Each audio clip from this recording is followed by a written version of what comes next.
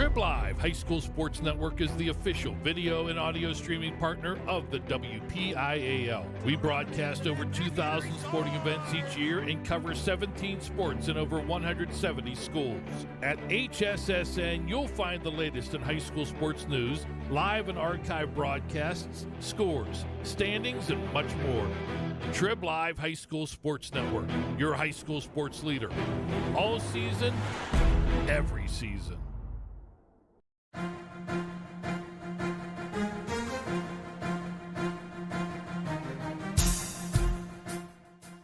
This is the Lawrence County SportsNet, powered by LCAP. Your home for the County of Champions. Has a throw to first, and that's your ball game. Union has won its first ever WPIAL championship.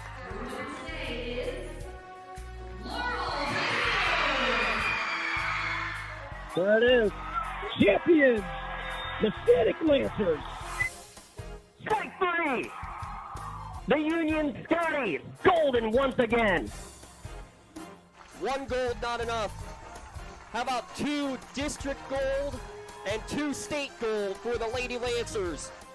The top local athletes and the top sports moments all featured here, live or archived at lcsportsnet.com. 9 seconds.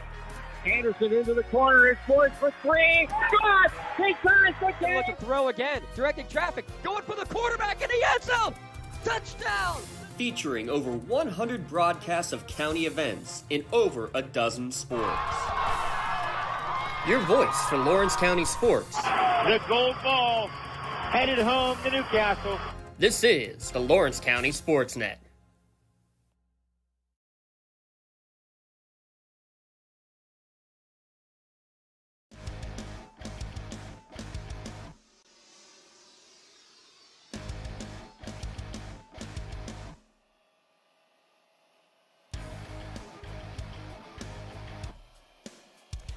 Coming to you live from the Leonard S. Rich Athletic Complex here at Laurel High School. It's time finally for WPIAL football.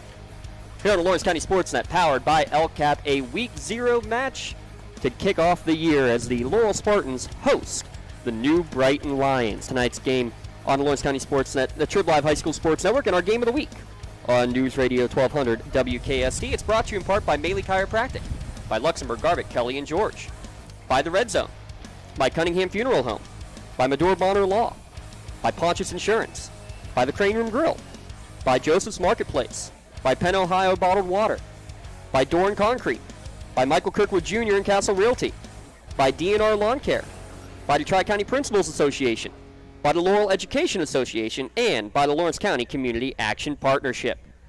I'm James Dodson alongside with Mike Kirkwood Jr.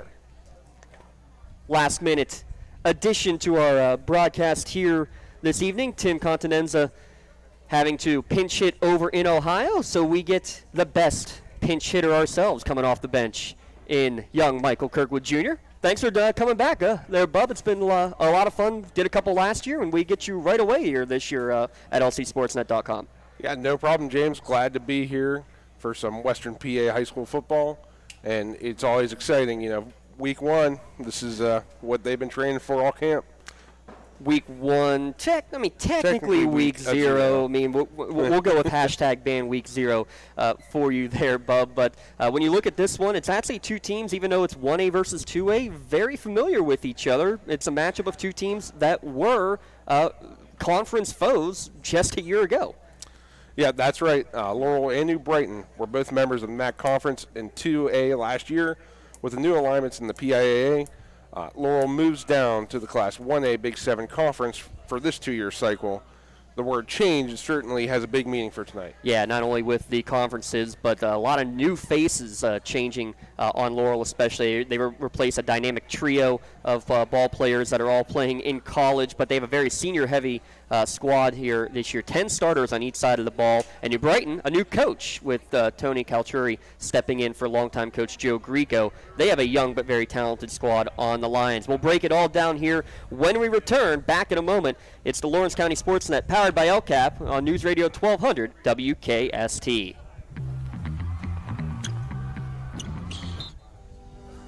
Joseph's Marketplace is Newcastle's favorite family-owned hometown grocery store and coffee shop.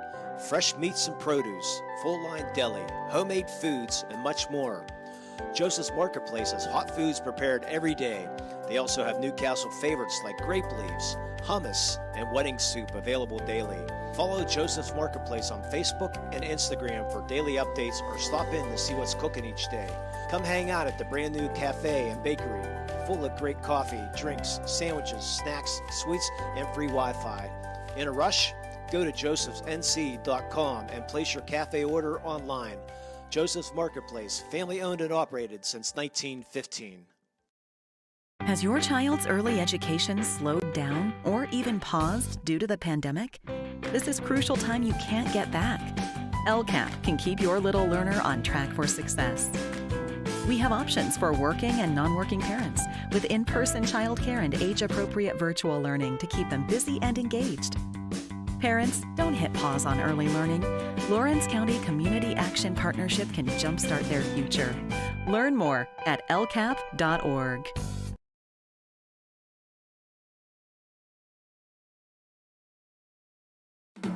In need of a lawyer? Contact Medore Bonner Law, a boutique firm offering tailored legal services and over 120 years legal experience.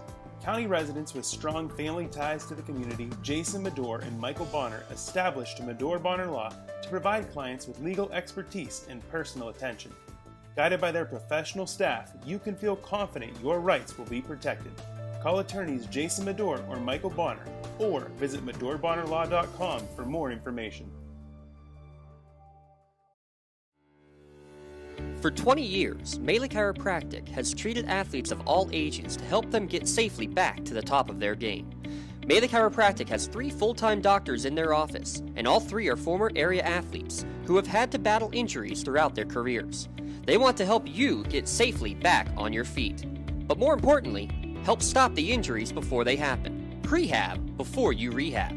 Attention all high school student athletes. During your sports season, a $25 visit to the Melee Chiropractic office includes an adjustment and or all therapies necessary. From the athletes of tomorrow to the weekend warriors and everything in between, let Melee Chiropractic keep you in the game. Back here at Laurel High School, the Leonard S. Rich Athletic Complex here for this evening's Week 0, Game 1 on the calendar. One of our 2 games on the Lawrence County SportsNet today. Neshannock hosting Sharon, the other game on the docket. We'll take a look at the full list of the Lawrence County games here later on in our Luxembourg, Garbutt, Kelly, and George pregame show. Your insurance company not always on your side, but the law office of Luxembourg, Garbutt, Kelly, and George are. Make sure you visit them online at lgkg.com for your free consultation. Bub, looking at this, at these 2 teams, we'll start with the home Laurel Spartans. Undefeated last year. Only the 3rd time in program history they were undefeated in the regular season. Won their first round game, but then ended up falling to the eventual WPIAL champions. It's going to be very difficult to replace what they have from last year. You lose not 1, not 2, but 3 pretty dynamic playmakers from this offense a year ago. Yeah, that's right, James. They're certainly going to be looking to replace that talent tonight. And Laurel obviously has that next man up mentality.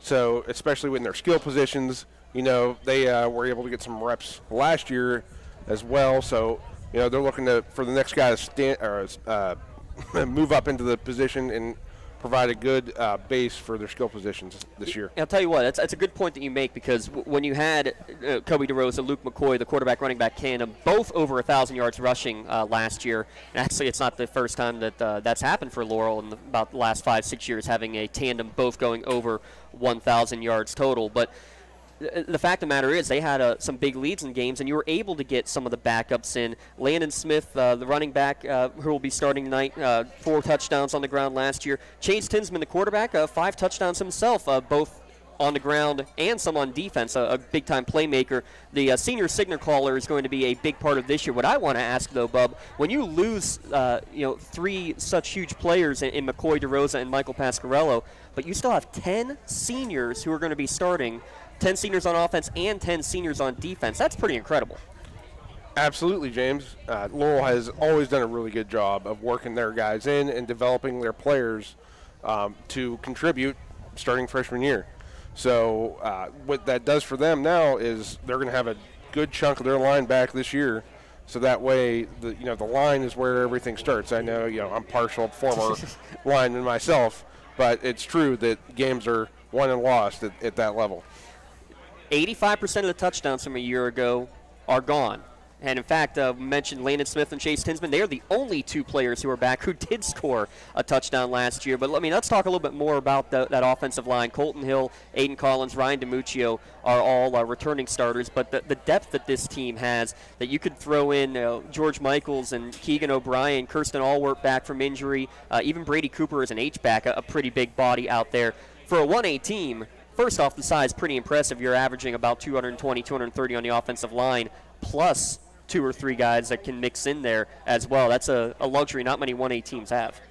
Yeah, absolutely. And like you said, the ability, especially at the single A level, to give your guys on the line a blow, let them take a break, get some wind in their lungs and everything else, that's really huge. And also, we don't like to think about it, but every team deals with injury, and it's really important to get your backups reps early so that way it's comfortable moving forward if someone gets banged up. Here on our high school game of the week on the Lawrence County SportsNet, powered by LCAP, also on News Radio 1200 WKST. Laurel against New Brighton coming up here. And want to talk about the receiving core, too, that you're going to see with Chase Tinsman and company. Tinsman, by the way, first off, 6'1", 205. He looks more like a tight end out there playing the quarterback position. A real strong body, a real strong arm, but the athleticism, I think, is something that can get very much overlooked from this kid who, again, had 5 touchdowns not throwing the ball, running the ball, or even on defense had a couple of touchdowns last year. Couple of receivers who are going to be back, Lucas Davis, Carter Haney. They only had 3 catches last year, but they, again, a lot of reps. They actually were starters for a good chunk of that year, a year ago. And Coach especially, Coach Cooper, really talking about Carter Haney, and we saw him in warm-ups, Bub. Just a kid that, listed at 6'3", 193, and he's probably got about 2% body fat on him. He looks like an absolute beast out there. Yeah, anyone who's 6'3" that can put some muscle on is going to be dangerous. And I'm really looking forward to seeing what he can do today. And like you said, with Mr. Tinsman there at quarterback, any offensive coordinator would love to have a tall, strong, athletic quarterback. It really opens up a ton of possibilities. And Laurel has certainly a lot of good to look forward to in this season. We'll take a little bit more at the Laurel Spartans, also at New Brighton. But we're going to take another 60-second timeout. This will be a station timeout. We'll be back in a moment. We'll break down New Brighton and get you ready for kickoff here, season opener between New Brighton and Laurel here on the Lawrence County SportsNet, powered by LCAP and WKST. For more than 120 years, people have relied on Martindale Hubbell's preeminent rating to select their attorneys. If you've been involved in an automobile accident, you should do the same. At LGKG, we have been preeminently rated for over 40 years. Contractors, the Department of Healthy Homes needs you. From small to large residential projects, you can help families live safer and healthier with the quality work you do. It's rewarding in more ways than one. Call LCAP's Department of Healthy Homes today. When the high school season heats up, make sure you have the best gear to support your school. Head to the Red Zone on Wilmington Road in the Shannock for all your county sporting apparel needs. From sporting goods to custom apparel to embroidery and more, the Red Zone has it all. Quality gear for all 8 schools in the County of Champions. Stop by and enter the Red Zone or visit them online at theredzonesports.com. Score big at the Red Zone. See the Laurel marching band out there, and the cheerleaders getting ready to welcome their team out on the field. We're about 15 minutes till kickoff here from Laurel High School. Laurel against New Brighton, the first game of the season. Again, thanks to our sponsor, Luxembourg, Arbit, Kelly, and George pregame show, a law firm of AV rated attorneys and super lawyers, keeping promises for over 80 years. Let's take a look real quick, Bub, at this New Brighton team. We mentioned earlier a new coach in Tony Calturi. Big shoes to fill when you have a coach who's been at the helm for 25 total years over a couple of stints. Happy retirement first to Coach Grieco, 38 years as a head or assistant coach. So, Bub, it is a new era for the Lions, and question might be answered. We heard it was going to be probably the quarterback Gary Pugh, who played a lot last year, but it was a competition between him and Brian Taylor, and we saw during the warm-ups it was actually Brian Taylor who had the majority of the snaps. So a camp competition between two juniors. One had all the reps last year, one didn't, and the one who was on the bench last year ends up fighting his way to a starting spot. That's pretty impressive. Yeah, absolutely. So, like you said, any time you could have a quarterback not necessarily start last year, like you said, he was kind of riding the bench, but to work his way through camp and to start today. Now, James, I'm going to throw a little bit of a curveball. Could be a little bit of gamesmanship from the new coach. That's true. Showing a quarterback change, but he did look good out there in the reps. So yeah, he looked like he had a pretty strong arm there. Did Brian Taylor? He's listed at 5'11", 140, and I think we were looking down both of these rosters, and you know how they fudge the numbers a little bit. He definitely looked taller and more broad than 140 pounds. Did Taylor out there, but nonetheless, if it is Gary Pugh, I mean, he's somebody who got great experience. He led the team to a season finale victory over Freedom that got New Brighton into the playoffs a year ago, but then they had the upset of the year, really, in the first round of the playoffs. They took down Washington, who was previously unbeaten in that first round of the playoffs, but it wasn't the offense, really, as much as it was the defense in that game, something that New Brighton has prided themselves on, making the big plays on defense.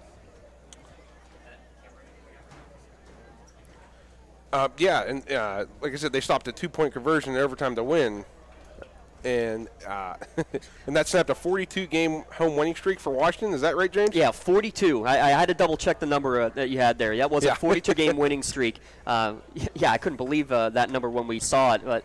But it's not only that. It's forcing the turnovers too, Bub. They had a bunch of turnovers in that game that proved large, but the fourth down stops might be even more impressive to be able to do that against a good Washington team last year.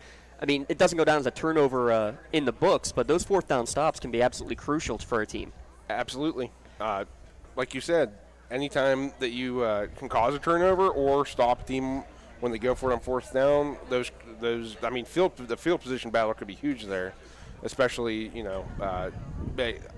stopping on fourth down, especially, fourth and short, stopping it there. Really big momentum turn. And like you said, with New Brighton last year, the big game, you'll be surprised how a big win like that can carry over from year to year as far as like a memory to look forward to. Oh, absolutely, and especially for, again, younger players in there. Getting that taste of victory to then come back with it here this year, even if it is with a new coach. One of the guys who is returning, their leading rusher from a year ago, Kevin Williams, he missed some games late, but again, looking in the warm-ups, I want to talk about a bowling ball at the running back position. 5'7", 230 pounds. He's going to be a tough guy for this Spartans defense to have to try to tackle. And we also saw a lot of various formations out there, too, that they were given a little bit of a look in the pregame, going both spread and power looks. Yeah, they showed both in their warm-up cycle there. So it'll be interesting to see what kind of way they lean. But you are correct, 5'7", 230. If he gets going downhill, look out. That's something that I think New Brighton would be very happy to have, is more of those downhill runs, because Williams was the leading rusher last year with just 230-some yards. So you're talking about a team that, as a whole, the team averaged just about 50 yards per game. I have a feeling that establishing a run game could be a big part to try to turn your season around. But at the same time, Coach Colcari said, look, we have a lot of skill players on the outside. Maybe spread it out, try to get the balls out in the athletes in space, and really try to spread out a defense might be the route that you'll see this New Brighton team go. Yeah, you're correct with that, James. I mean, the more options you have as an offense, the better. If you can establish a run early and then loosen up with the pass too, you can really put the defense on their heels. But if you can't really get the run going, you can kind of do that with the spread. Without a run game, a spread can give you kind of a run game with their short little hitch routes and in routes. So, yeah, I'll tell you what, we saw that with the Imani Christian and then Stowe Rocks with Coach Leroy Johnson, just what he was able to do, and basically using those swing passes, the screen passes, as a extension of their run game. There were games where they ran the ball 2 or 3 plays at a time, and this coaching staff, Coach Colteri, he's been around the block all through Beaver County, including coaching under Mark Lyons at Central Valley, so you can't say that this is going to be a team that and a coaching staff that doesn't know what they're doing, even though it is a first-year staff. Yeah, and from what it looks like, James, they still have a lot of experience on that coaching staff, so it's not like they're starting from scratch there. So it could be a new general, drawing the lines, but we'll see what it looks like with him calling the plays today. We will see. It is his first head coaching job, and he'll have a big-time challenge coming here tonight for the first game of the year at Laurel. We're going to take another 60-second station timeout. We'll come back. We'll have the national anthem, starting lineup, and kickoff here from Laurel High School. Back in a moment on News Radio 1200 WKST. It's the Lawrence County SportsNet, powered by LCAP. When it comes to protecting those you love, the businesses you've built, or the things you've earned, you need someone you can trust. Who better to protect your interests than a local insurance agent? Pontius Insurance is a team of local agents helping local residents in Lawrence County and surrounding areas, specializing in auto, home, business, and life insurance. Come see Dan Pontius, Jessica Weiland, Tracy Giddings, and the rest of the team at Pontius Insurance and receive the personalized service you deserve.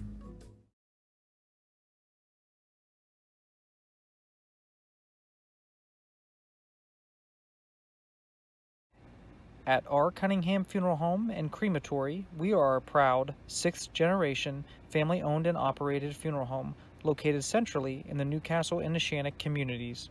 Our large facility and experienced staff allows us to accommodate any family with personalized services. To learn more about our services and pre-planning, visit our website at www.cunninghamfh.com or follow us on Facebook. Allow our family to help your family. Now you see the Laurel Spartans getting ready to come out onto the field as the marching band fight on, as the Spartans trying to fight on after that 11-1 season a year ago. Glad you can join us on the Lawrence County SportsNet, powered by LCAP.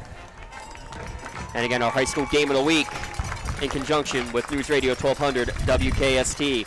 I'm James Dotson. Bob Kirkwood Jr. alongside as the cowbells are ringing for the first time this year. Spartans have some big, lofty goals again for this year, Bub.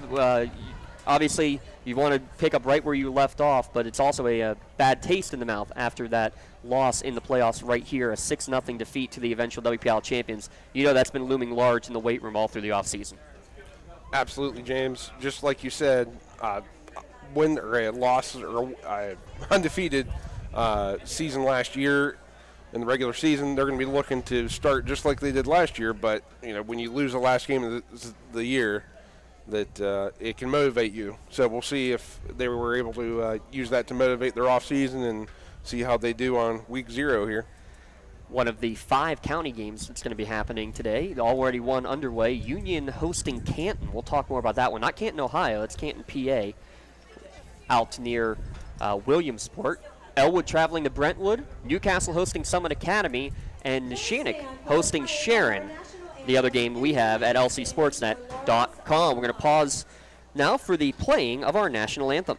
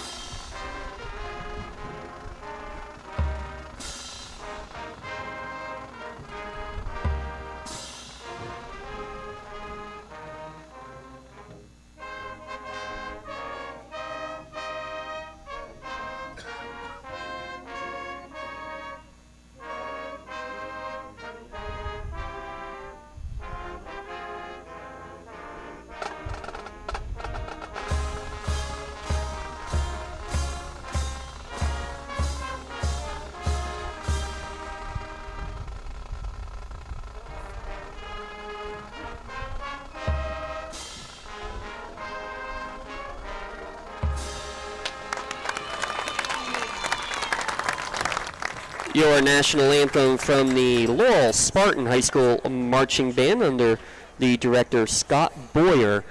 We'll have their full halftime show coming up on the Lawrence County SportsNet, powered by LCAP, but we're just a few minutes away now from kickoff as the Laurel alma mater playing in the background.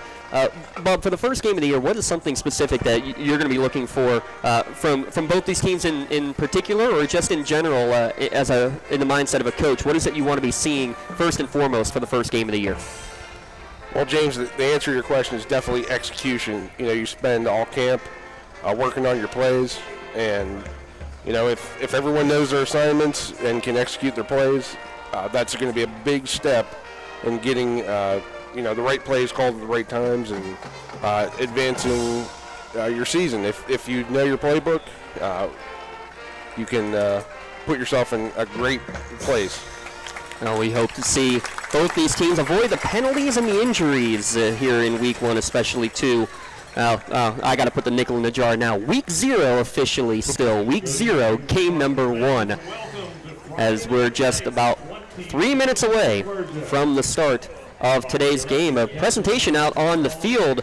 We're going to turn it over to our PA announcer, and it looks like Superintendent Leonard Rich down on the field with Athletic Director Ken Locke to have a little presentation. So we'll turn it over to the field level.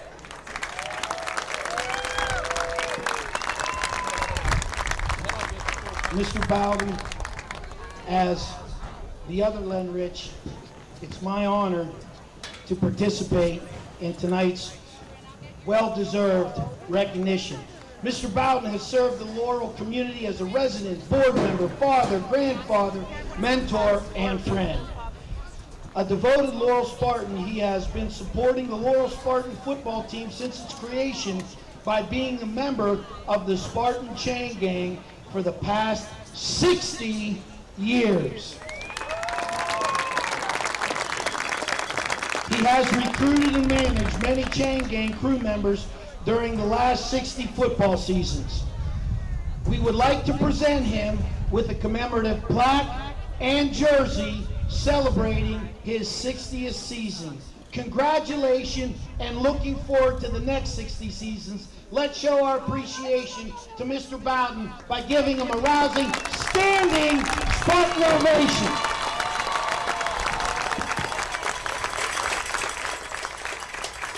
Very cool ceremony there. From his 60 years on the Chain Gang. But now, as Mr. Rich, Superintendent, says, now go do your job. We celebrated you. Now go over to the far sideline and work those chains. Very cool little presentation there, Bub. And we're gonna have a fun night tonight. The sun is out. We had some storms come through earlier, but it looks like we're clear and ready to go here for tonight's game. Yep, great forecast. Doesn't look like we're going to be interrupted in any way, knock on wood. Yes. Never trust anything whatsoever. This is the 16th time these two teams have played. Laurel has won the last 4 contests between the Lions and the Spartans. A 42-7 victory last year, but 2 years ago, the nail-biter 27-25, also involving a 2-point conversion being a big part of that one. Captains are about to head out to midfield, so it's time to get our starting lineups for today's game. Our starting lineups brought to you by the man sitting to my right, Michael Kirkwood Jr. of Castle Realty. Make sure you give him a call, 724-301-1482 for your residential or commercial properties. But do me a favor, don't call him for the next 3 hours. He's got a job to do here on the mic before doing so. As the captains head out to midfield, let's get a load of them first. For Laurel, it's going to be Colin Bartley, Brady Cooper, as well as Ryan DiMuccio and Lucas Davis out there at midfield. Deontay Moore, Kyler Rombold, and Kevin Williams, the captains for New Brighton, as well as Xander Reynolds out there for New Brighton. Let's take a look at the starting offense for the Laurel Spartans. Chase Kinsman, the quarterback, one of the 10 seniors in the starting lineup, had 5 touchdowns a year ago. Only attempted 6 passes, though, on the season. We might see more than that in the first quarter alone. Landon Smith will be in the backfield. You also see Ben Hannon, a junior running back, getting time in the backfield. The H-back is Brady Cooper. Running the slot is Colin Bartley. Carter Haney and Lucas Davis, the receivers, and the offensive line, Colton Hill, Aiden Collins, George Michaels, Ryan DiMuccio, and Keegan O'Brien. There's your starting lineup for the Laurel Spartans, who will receive the opening kickoff. Your starting lineups brought to you by Michael Kirkwood Jr. of Castle Realty. You can check out all of his listings or list your home by going to castle-realty.com. So we're going to get to see this new-look Spartan offense.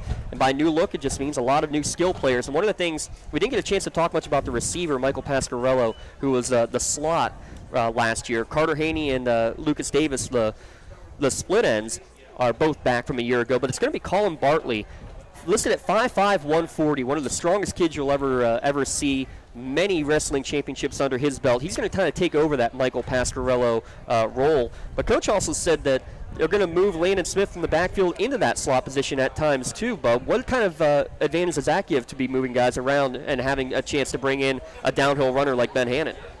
Yeah, it's like you said, James, it's a good mix. If you can, change the pace in the run game and give your guy a little bit of a break at the same time, and maybe, we'll see him do some veers and stuff from that slot position. We're not sure yet, but it just gives you a lot of options, and options are a good thing. Options are a great thing. We're glad we have plenty of options week in, week out for great football. Kicking it off left to right is Caden Pavlich of New Brighton. It's going to be a high short kick towards the far sideline. It's going to take a bounce, and this is going to have to be a dive on it by Colin Bartley because he had a player coming into his face. A little tricky start. Not a traditional onside kick, but it almost worked out like one. They'll start at the 28-yard line, will the Spartans. Yeah, it looked like maybe a little bit of a design squib. That was covered by number 9. So starting at the 28-yard line for the first possession of the game for the Spartans in their home green, going from right to left as you listen on the high school game of the week on News Radio 1200 WKST. Proud to work with them here on the Lawrence County SportsNet, powered by LCAP. 3-receiver set. Tinsman will be in the gun. To his right is Landon Smith, and it's going to be a designed run right up the gut for the quarterback, and he's going to get out past the 35-yard line, mark it down to the 36. Nothing fancy there, just quarterback right up the gut for a good 7-yard gain. Yeah, and Laurel brought trips left on that too, like we said in pregame, spreading them out. Trips left again here on 2nd and 3. It's going to be a pitch to the near side. Cutting up is Smith, and he's going to have enough for the first down out to the 40, make it the 41-yard line. So a pair of runs and our first down of the evening. Yeah, Deontay Moore on the tackle there for New Brighton. We mentioned that we're going to hear his name a lot on that defensive end. He is the quarterback of this New Brighton defense. Deontay Moore, junior linebacker. And how about this? A little bit of a quick to the line. They have a play ready to go. Last time they snapped it immediately. Now they're going to go back in. They get another call from the coaching staff. Late snap. Looks like there was movement, but no whistle call. And it's a huge gain right up the gut. First down and more across midfield down to the 36 of New Brighton on the quarterback keeper. Tinsman from the 36 to the 36. A great run by Tinsman there, James. And like you said, they're calling plays at the line sometimes, changing up that momentum, not letting the defense get a call in. You see Colin Bartley saying, hey, let's just go, because New Brighton is taking a long time defensively trying to get set up. They could have snapped that before even a lineman had his hand down. Yeah, a lot of times if you can't get a call in, you're in a default set on defense if you're not prepared. 2 receivers each way now. Tinsman looking to throw. Pump now throws it to the far sideline. Caught at the numbers. Good cut back inside. And down near the first down marker. Looks like he will have enough. That was number 84, Lucas Davis. One of the 2 senior wideouts getting his first catch of the night and of the season. Yeah, great route and a great throw there. Yeah, that's textbook. So the first passing play, and that's 3 straight plays in total that have gone for a Spartan first down. 2 receivers each way. Tinsman will again look to the sideline. To the bottom of the formation is Haney and Bartley. Cooper and Davis to the top. From the slot, it's going to be a jet sweep. Hand off to Bartley. Makes one man miss. Now cuts up there. Look out. You're not going to get him. Diving into the end zone for the touchdown. 25 yards on the jet sweep. Less than 2 minutes into the game. The Spartans are on the board. Yeah, that was a read, James. That was a read option. Read to perfection, I would say, and Colin Bartley gets his first touchdown of the season. I believe actually his first touchdown of his high school career for the senior. Well, congratulations to him, but I mean, you can't really imagine a better first drive. 5 plays on the scoring drive. 4 of them go for first downs. So now on to attempt the extra point is Zane Buchter. Converted on 39 point-after attempts a season ago. Snap is down. Tinsman with the hold. Low line drive kick. Splits the uprights. It's 7-0. Laurel leading New Brighton. We'll step aside. Be back in a moment. It's a WPIAL Week 0 action on the Lawrence County SportsNet, powered by LCAP. In need of a lawyer? Contact Medore Bonner Law, a boutique firm offering tailored legal services and over 120 years legal experience. County residents with strong family ties to the community, Jason Medore and Michael Bonner, established Medore Bonner Law to provide clients with legal expertise and personal attention. Guided by their professional staff, you can feel confident your rights will be protected. Call attorneys Jason Medore or Michael Bonner, or visit MedoreBonnerLaw.com for more information. I think the key to any attorney-client relationship is trust. My father told me a long time ago, the definition of personal integrity, it's really simple. Do what you say you're going to do. At LGKG, we've been doing that for over 80 years. Your Joseph's Marketplace drive summary, pretty easy one. 5 plays for 72 yards and a 25-yard touchdown run for Colin Bartley. Just a minute and 58 seconds off of the clock.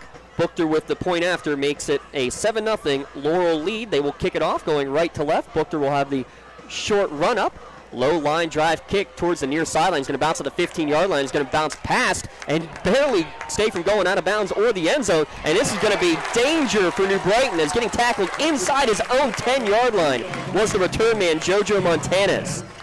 Wow. That looked like one of Bob Kirkwood's 9-irons. Is kind of chipped up right at the 2-yard line. Nothing that Montanez could do. Well, unlike my 9-iron, it stayed in the stadium, though. So. A 7-yard return to the 9-yard line. Tough sledding for your first time out there on offense for the first-year head coach. We'll take a look at the starters when we have a moment here for New Brighton. They're going to send 2 receivers to the top of the formation. In the gun will be number 10, Brian Taylor Jr. Now they're going to shift from the left to the right of the formation, down to 5 on the play clock. A lot of motion, still trying to get ready, and it looks like a whistle. Did they call timeout? No, there's a flag in there, and somebody moved on that offensive line. So this is going to be the first penalty of the game, push New Brighton back inside their own 5-yard line. Not the way you want to start for the Lions. Yeah, some early season hiccups, it seems, from New Brighton so far. Yeah, it looked like the team as a whole didn't know which side they wanted to be on. Man coming in motion from right to left, and a whistle. And I don't think the ball was ready for play. Now the official will make the call again. So 1st and 15, we're going to say, from the 4-yard line. Now coming in motion is Rumble. They're going to flip it forward to him. He's going to go back into the end zone, and I'm not sure he got out of the end zone. We'll wait and see. The official coming in, and they're going to say he did clear the plane. Bub, you have to get the entire football out, and if he did, it wasn't by much. Yeah, that's right. That was very close. Hard to tell from here, but. So a loss of 3. Colton Hill in there on the tackle, now in the shadow of their own goalposts. You can barely fit a credit card between the ball and the goal line. 2nd down and 18, New Brighton on their first possession. They're going to full house backfield, hand it off to the big man up the middle, and he's hit immediately. He gets out of the end zone, maybe a yard before he was tackled by Karsten Allward.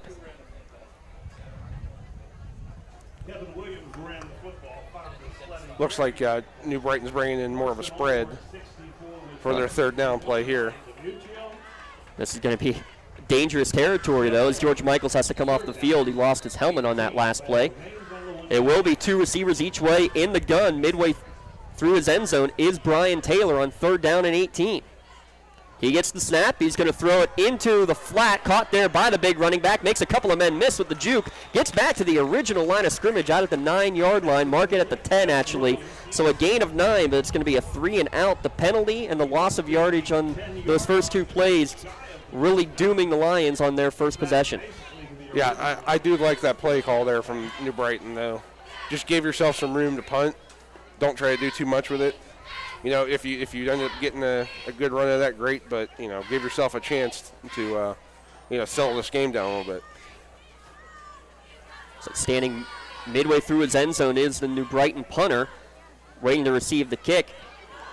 Is at his own 40-yard line is the return man Smith off the side of the foot, but it takes a huge New Brighton bounce. It bounced at about the 40-yard line of New Brighton, and ended up almost all the way at the 40-yard line of Laurel. Mark it at the 41. So that's going to go down as a 49-yard punt and change field position. Still pretty good field position for Laurel, but that's a big play right there from the New Brighton special teams.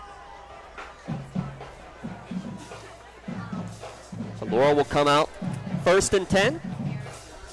While we have a moment, I want to remind you that coming up at the half, we'll have our Trib Live High School Sports Network halftime show. Don Rebel and Chris Harlan talking about all the changes in the WPIAL this year, but we'll have coverage of both marching bands as well. You won't miss a thing.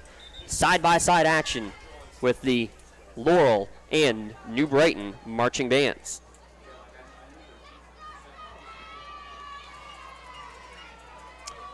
A little delay here. Not sure what's going on. If they didn't have, they had the ball set a yard back. So they start at the 42. So only a 48-yard punt officially then for those keeping track at home. Pistol formation. Tinsman with Landon Smith behind him. Bring a man in motion. It's going to be Bartley fake to him. Hand off to Smith up the middle. Bounces off a couple of tacklers and then falls out past the 45, out to the 47-yard line before he was brought down by John Taymor. Already 3 times we've called his name making a tackle on defense. Yeah, New Brighton is on defense finally trying to get some engagement on their side. They brought a blitz there, a run-stop blitz. But still a 5-yard pickup on 1st down for Smith. That's actually the worst play of the game for the Spartans, only picking up 5 yards. Bartley will go in motion. 3 receivers to the top of the formation. High snap over the head of Tinsman. He's going to pick it up, coming to the near side, and he's going to get tackled at the 31. That's going to be a huge loss of 15 yards, and that's inexperience for everybody because he could have thrown that ball away, Bub. Intentional grounding, it would have been back in our days and even as late as last year, but they've changed that rule, maybe just not expecting that or not sure what to do, panicking after the high snap. Yeah, when in doubt, get on the ball. Yeah. But, yeah, you're right. He theoretically could have – I would have liked him seeing actually not even try to bend down, just get on the ball. They did get a couple of yards back in the process from it, but it's 3rd down and 21 after that loss on the play of 15 yards. Tinsman will drop back. He's got the arm forward. He lost one down the far sideline. Jump ball just out of the reach of his intended target. That was Lucas Davis, but a little bit too high. And, again, negative yardage. It is week 0. It plagued New Brighton on their first drive, and it hurts Laurel here on their second possession. Yeah, it was a good pass, just a little bit of, first week. Just let it hang out a little bit too far. But now it is Tinsman who will be back to punt. Deep to receive for New Brighton, standing at his own 39-yard line. I believe that is Ryan Boffo, number 9, awaiting the kick with 6:48 remaining in the opening quarter. Laurel on top. Good punt from Tinsman, spiraling down, will bounce at the 40, takes a good Spartan hop inside the 30, still going down to the 28-yard line with 6:39 remaining in the opening quarter. A 7-0 Laurel lead.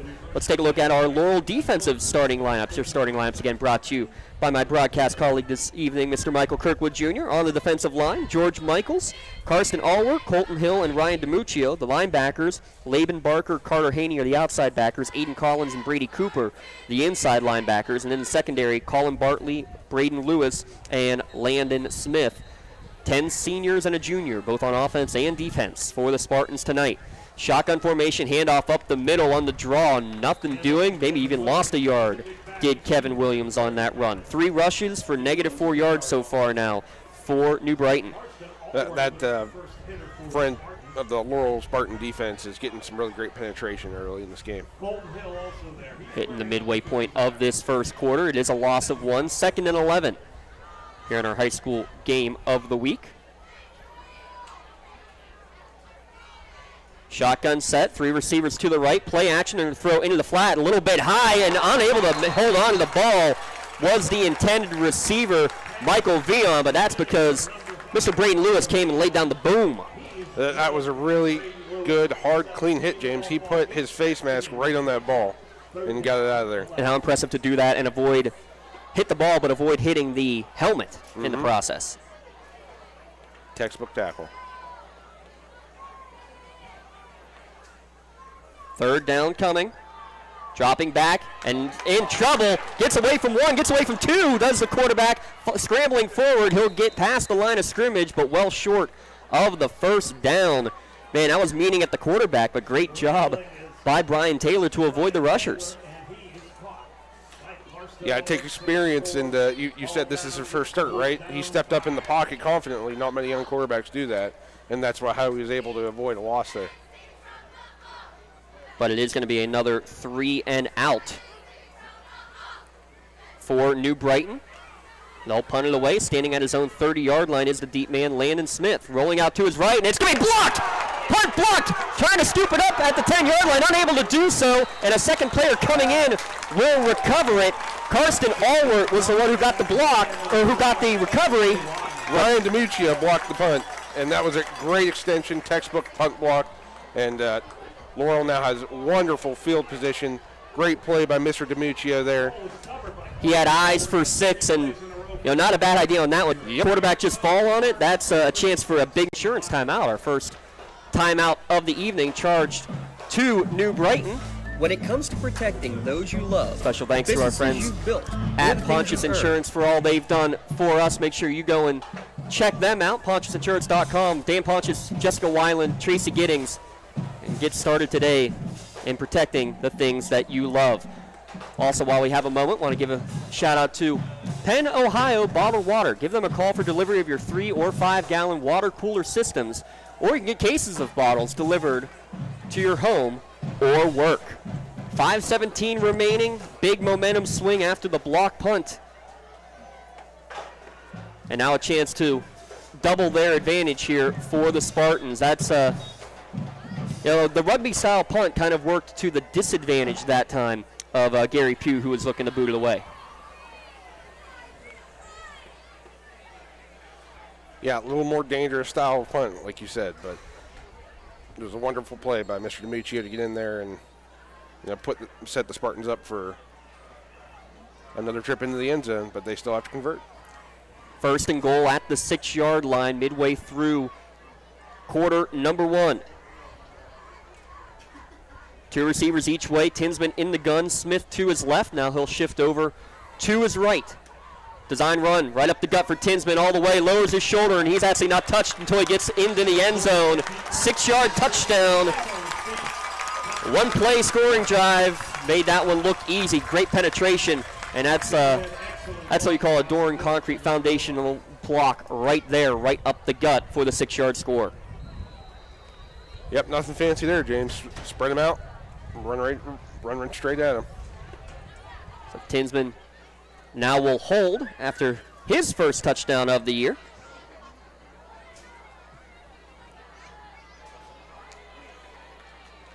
For Zane Buchter. Snap back, it's good. The kick is up. And it splits the uprights as well. 5:12 remaining in the first quarter. It's 14-0 Laurel. Back in a moment. Our high school game of the week on the Lawrence County SportsNet, powered by LCAP.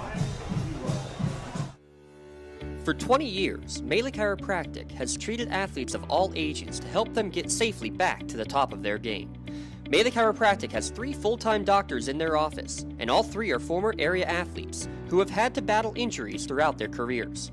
They want to help you get fleet back on your feet, but more importantly, help stop the injuries before they happen. Prehab before you rehab. Attention all high school student athletes. During your sports season, a $25 visit to the Melee Chiropractic office includes an adjustment and/or all therapies necessary. From the athletes of tomorrow to the weekend warriors and everything in between, let Melee Chiropractic keep you in the game. I think the key to any attorney-client relationship is trust. My father told me a long time ago, the definition of personal integrity is really simple. Do what you say you're going to do. At LGKG, We've been doing that for over 80 years. Check out the new cafe and bakery section at Joseph's Marketplace, or place a to-go order online, josephsnc.com. It's an easy Joseph's Market drive summary. One play, 6 yards, Tinsman with the touchdown run. 14-0 Laurel. Kick again, bounces past the deep returner back to his 10-yard line for New Brighton. Now trying to come near side, and he's wrapped up there. Great tackle by Colin Bartley. He's got the first touchdown for Laurel, and now a great play on special teams too there, Bob. Textbook tackling. Yeah, great tackle there, but that was Darrell Rogers for the New Brighton return team there. They have to figure out a way to get on those kicks early. Yeah, that's 2 now that have bounced basically right at the wrong spot for New Brighton. Not much has gone right for them here this evening. And again, tough field position starting inside their own 20. Mark it down at the 13.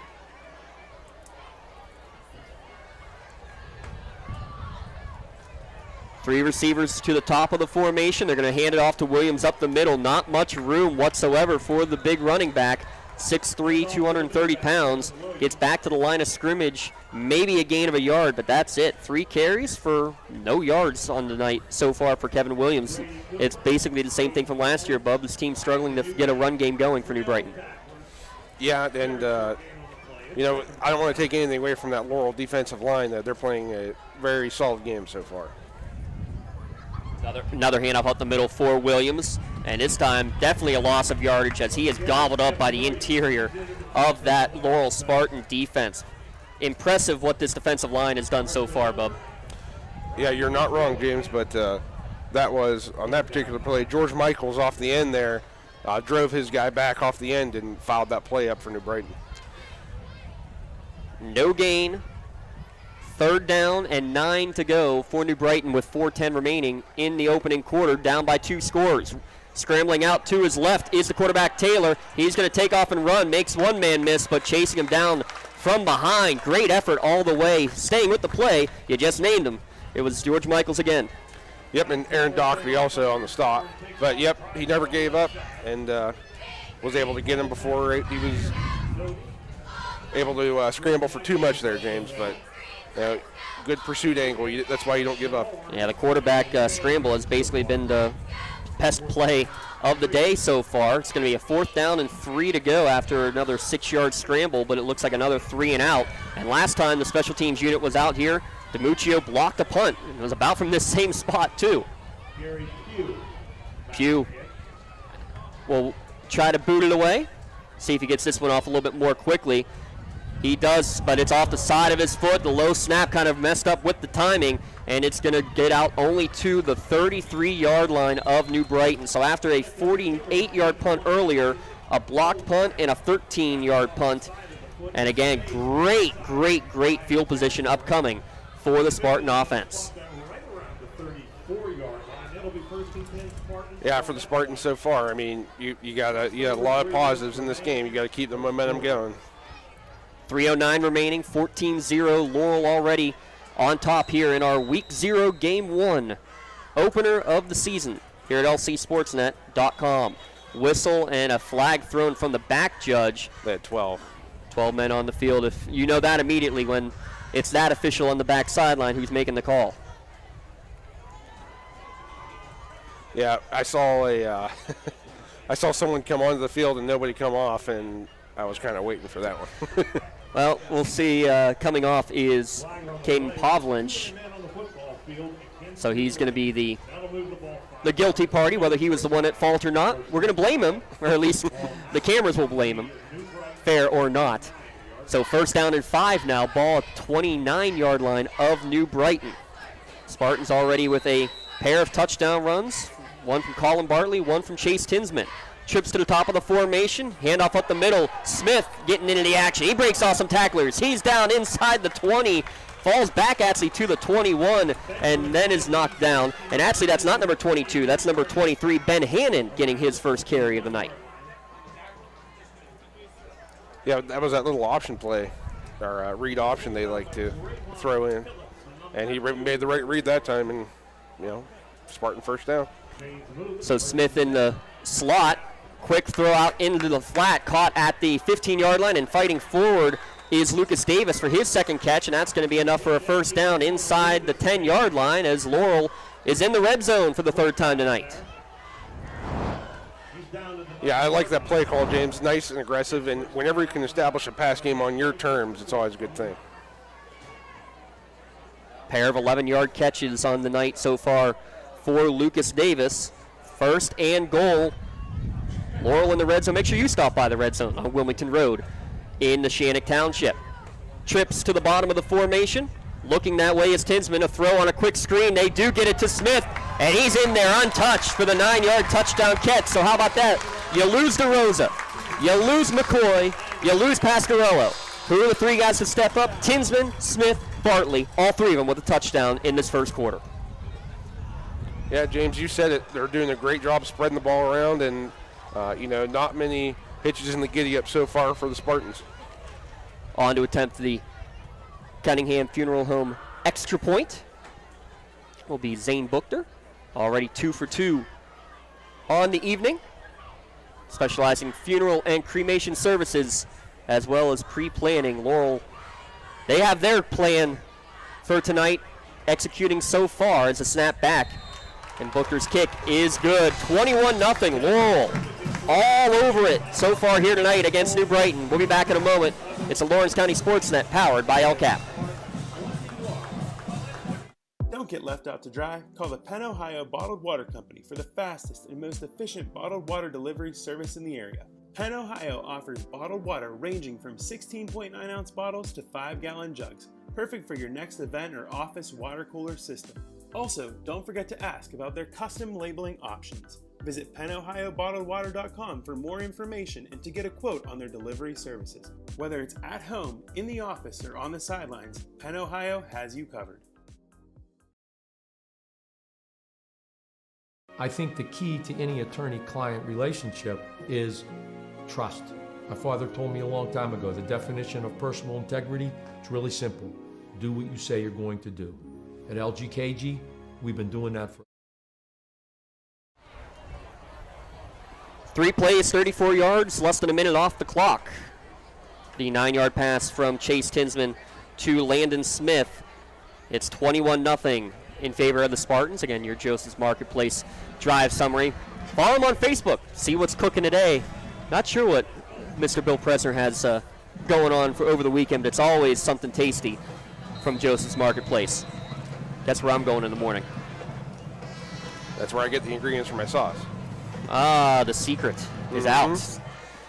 This kick taken on a line drive, caught in the air for the first time for New Brighton. Flying right up the seam and getting hammered by a trio of Spartans at the 30-yard line is the return man. That was Montanez, who got walloped by 2 or 3 guys in green, and who's in there yet again. Oh, that was Colin Bartley. He was the first Spartan to get there. Shocker.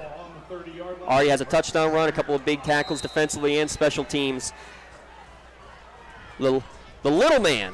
Don't call him a little man. 5'5", 140. Certainly doesn't play like it. So starting at the 30-yard line is New Brighton. Low snap, able to handle it, but we have a whistle, and I believe we're going to have another quick Pontius Insurance timeout taken by New Brighton. That's their second here of the first quarter. Get your best rates and customer service by calling a local agent at Pontius Insurance. Thanks to Dan Pontius. He's in attendance tonight here at Laurel High School with 2:04 remaining. It's a 21-0 Laurel lead over New Brighton. What is it that Laurel's doing, especially on the defensive end? I mean, we can talk about the offense all night long, but what are you seeing defensively that is really stymied New Brighton?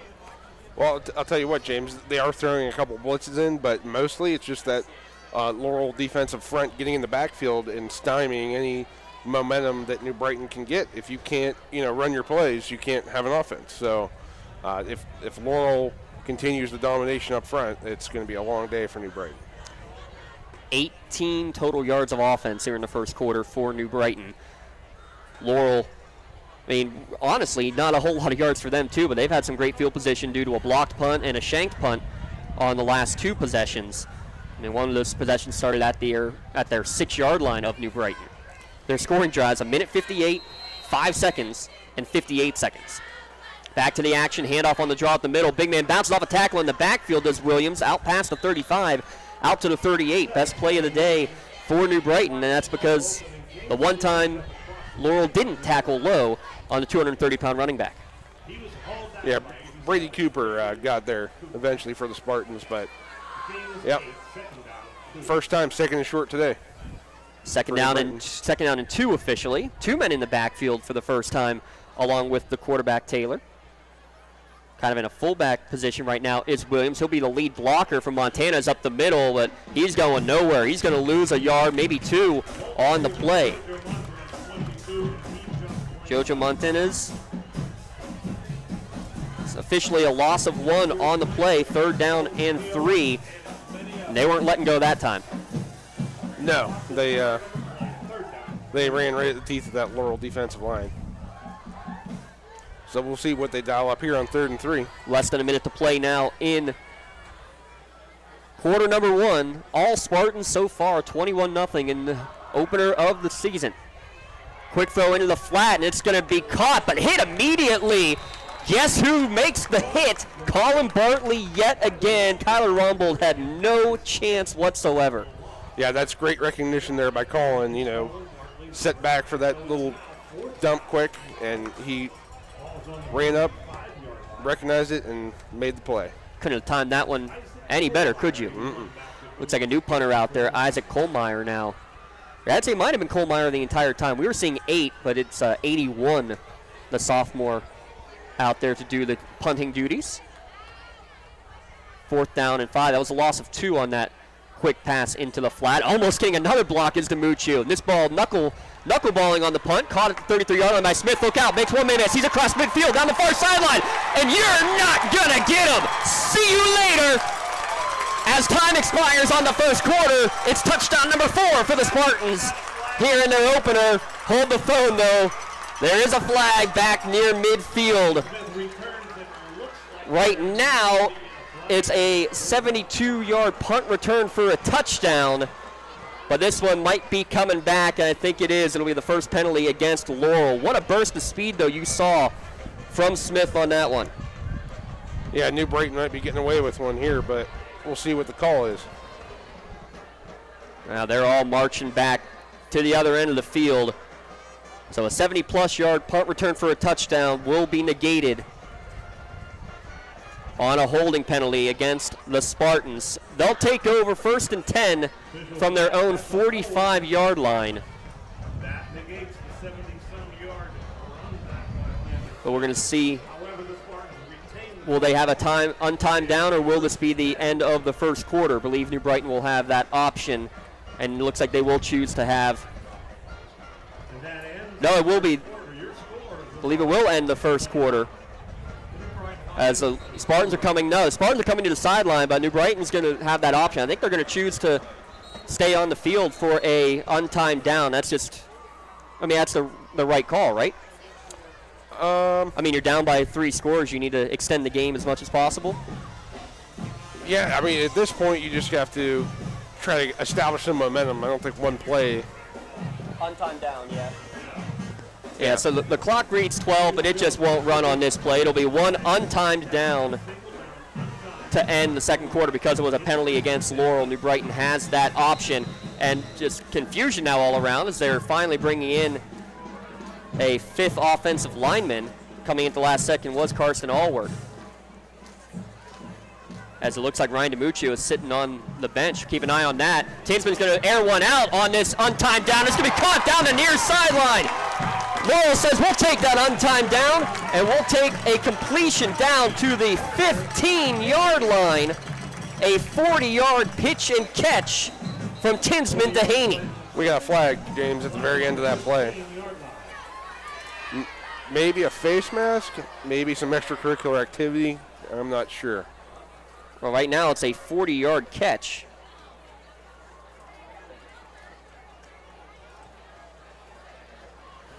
That's the 7th first down, by the way, of this first quarter for the Spartans. The first catch of the day for Carter Haney. And after the play, we do have a personal foul, face mask. Bub, you're all over it. That's going to bring the ball further into the red zone for the Spartans. And now they have a choice to have an untimed down. So we will have another one. Here's your trivia question of the day, James. 2 plays with no time on the clock. Yeah, with no time on. This could be legit a 0-second scoring drive. It could. And it wouldn't be on a return. If Laurel scores on this play, it would technically be a 0-second scoring drive. And we don't root on the Lawrence County SportsNet, but I'm kind of rooting for that one. Certainly an interesting situation, James. 2 receivers each way, first and goal from the 7. It's a high snap, able to get his hand on it. Initially was Tinsman, ball still on the ground, and it looks like New Brighton may have landed on it. Yep. And it is New Brighton football, so our first change of possession on a turnover, and that's how your first quarter will come to an end. Laurel leading 21-0, but New Brighton will have possession. We'll take a station timeout, be back in 60 seconds here on the Lawrence County SportsNet, powered by LCAP and WKST News Radio 1200. Don't get left out to dry. Call the Penn Ohio Bottled Water Company for the fastest and most efficient bottled water delivery service in the area. Penn Ohio offers bottled water ranging from 16.9-ounce bottles to 5-gallon jugs, perfect for your next event or office water cooler system. Also, don't forget to ask about their custom labeling options. Visit PennOhioBottledWater.com for more information and to get a quote on their delivery services. Whether it's at home, in the office, or on the sidelines, Penn Ohio has you covered.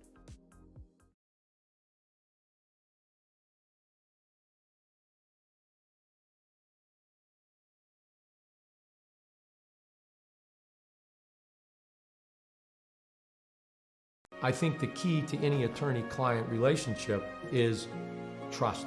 My father told me a long time ago, the definition of personal integrity is really simple. Do what you say you're going to do. At LGKG, we've been doing that for over.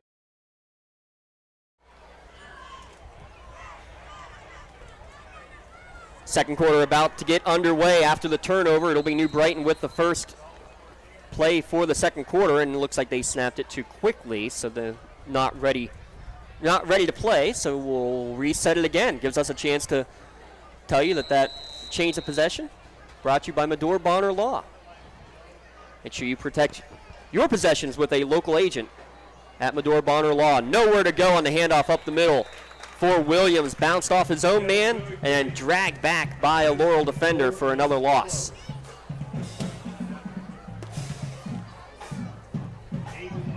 From the 16 back to the 14, so a loss of 2 for Williams on that carry. His 6th of the evening. He's got 6 carries for 6 yards. Second down and 11.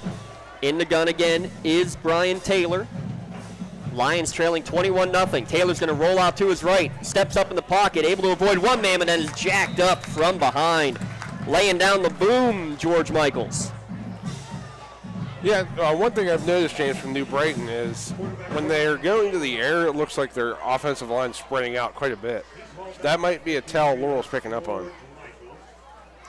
So third down and 12. No gain on that scramble from Taylor. He's avoided the sacks, though. Has Taylor. He's going to roll out now to his left, trying to get to the edge. Throw across his body, and that's going to be intercepted at the 28-yard line. Down inside the 20, down to the 10 on the pick. Jackson Saunders will get the pick. The Medore Bonner change of possession. Get that turnover right back. And not only that, you're in the red zone. Yeah, it looks like we have a Lion. It was kind of shaken up on that play, James. Yeah, that was great recognition, though. Yeah, great recognition and kind of just waiting for it. A tough throw to go across your body like that on a play like that, Bub, and just kind of playing center field and making the catch on the near sideline going the other way is Jackson Saunders. Yeah, I don't think you saw him in coverage there. So 0 for 5 on third downs. 4 3 and outs, excuse me, and then that one an unconventional 3 and out. So we give a shout out to our friends at Medore Bonner Law. With a local firm with deep ties in the community, you should visit Medore Bonner Law to find out how they can serve you. Make sure you protect your possessions. Laurel going to look to protect possession here. Again, deep in the red zone. They fumbled We've seen a couple of those errant snaps. That's about the only thing you could say so far for this Laurel Spartans team not going to their advantage. And you see, as a result, George Michaels actually taking this time to get a couple extra snaps in to try to avoid that from happening again. Already seen 2 go over Tinsman's head. Yeah, just, week 0 jitters. And also, it looks like, so the line that was shaken up, that was Darryl Rogers. It looks like he was cramping up. That's also used to be a week 1, now it's a week 0 phenomena. Well, especially with how warm it's been throughout the course of the week and warmer earlier today. Sun setting, it's already cooling down in a hurry. Back to the action, 1st and goal at the 10-yard line. Again, a high snap. Tinsman corrals it, and a handoff to Smith going up the middle, bouncing to the outside. Not much room there. But Keegan O'Brien laying a big block, pancaking his defender to give some extra room for Smith on that 3-yard gain. Yeah, Kevin Williams made the stop for the Lions on that one. Good job from him and the rest of the defensive front to at least stretch it to the outside. And it looks like a quick snap count here and into the neutral zone, potentially, were the Lions. As again, Laurel got up to the line and looked like they were ready to snap it. Someone jumped. So a 4-yard penalty. We'll bring it down inside the 5. We'll mark it at the 4. 2nd down and goal. Spartans already leading 21-0 here early in the 2nd quarter. Pistol formation. Tinsman with Smith behind him, and again, a hard count. 2 more free yards. It's the man standing right over the ball, Khalil Castaneda. That's the cardinal sin right there, bub. Yeah. A nice hard count there by Chase, though. So back-to-back offside penalties. Moves it even closer. 2nd and goal at the 2. Again in the pistol set. 3 receivers in the formation. Cooper in the backfield looking like a fullback as part of the formation. Laurel will look back to the sideline. Still 20 seconds on the play clock. They spread out the receivers to the top of the formation. Now they get back set again. Smith to the right, high snap, handoff to him, and he's going to get into the end zone, but I believe a defensive lineman came across early. 3 straight offside plays. Looks like Trayvon Phillips tried to time the snap over there, bub. Yep, that's 3 in a row. 4 yards, 2 yards, and 1 yard. That's 3 offsides in a row, and against New Brighton, it's now 2nd down. 2nd and goal, now at the 1 yard line. We can't give any more penalty yardage if they do it anymore. Careful what you ask for, James. You could technically keep going half forever. Sneaking up under center is Tinsman, and he will sneak it up the gut and into the end zone for his 2nd rushing touchdown of the night, his 3rd touchdown of the game. 2 on the ground, 1 in the air. Spartans 27-0 lead early 2nd quarter. Yeah, this game's been all Laurel so far, James. And it looks like they came out of camp ready to go into week 0.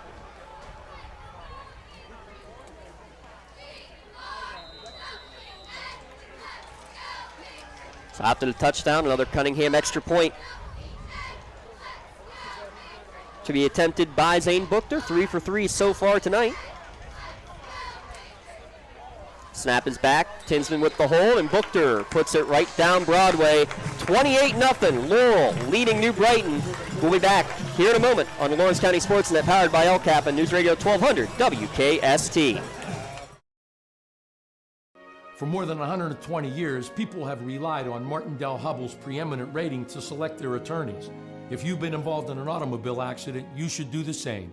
At LGKG, we have been preeminently rated for over 40 years.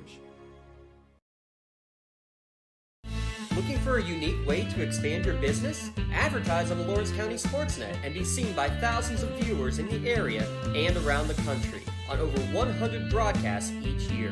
Visit lcsportsnet.com and click Advertise with LCSN.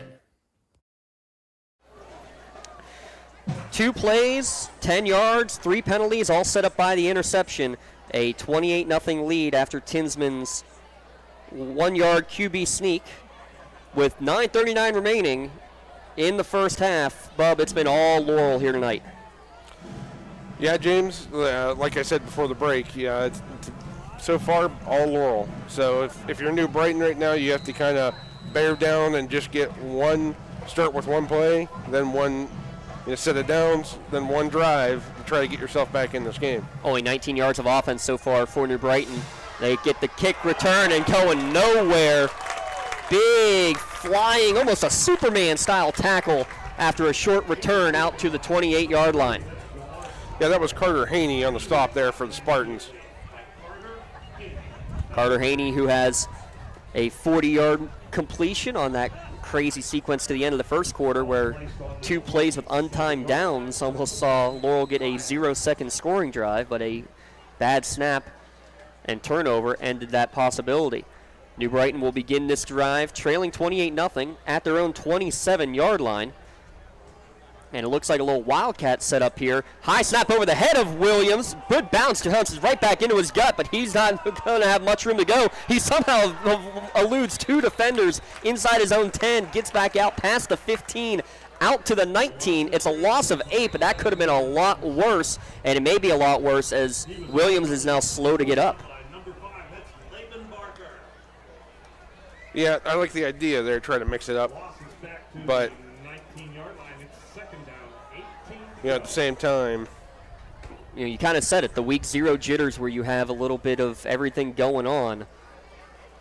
Yep. Seen some high snaps from the Spartans and now one from Laurel, and tending to the right knee of Kevin Williams is the training staff, and now they're going to help him to his feet. He'll walk off the field under his own power gingerly on that right knee, though.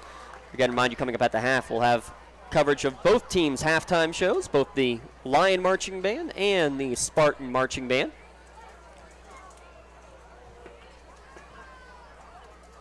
Also coming up after the game, we will have our Maley Chiropractic play of the game. Maley Chiropractic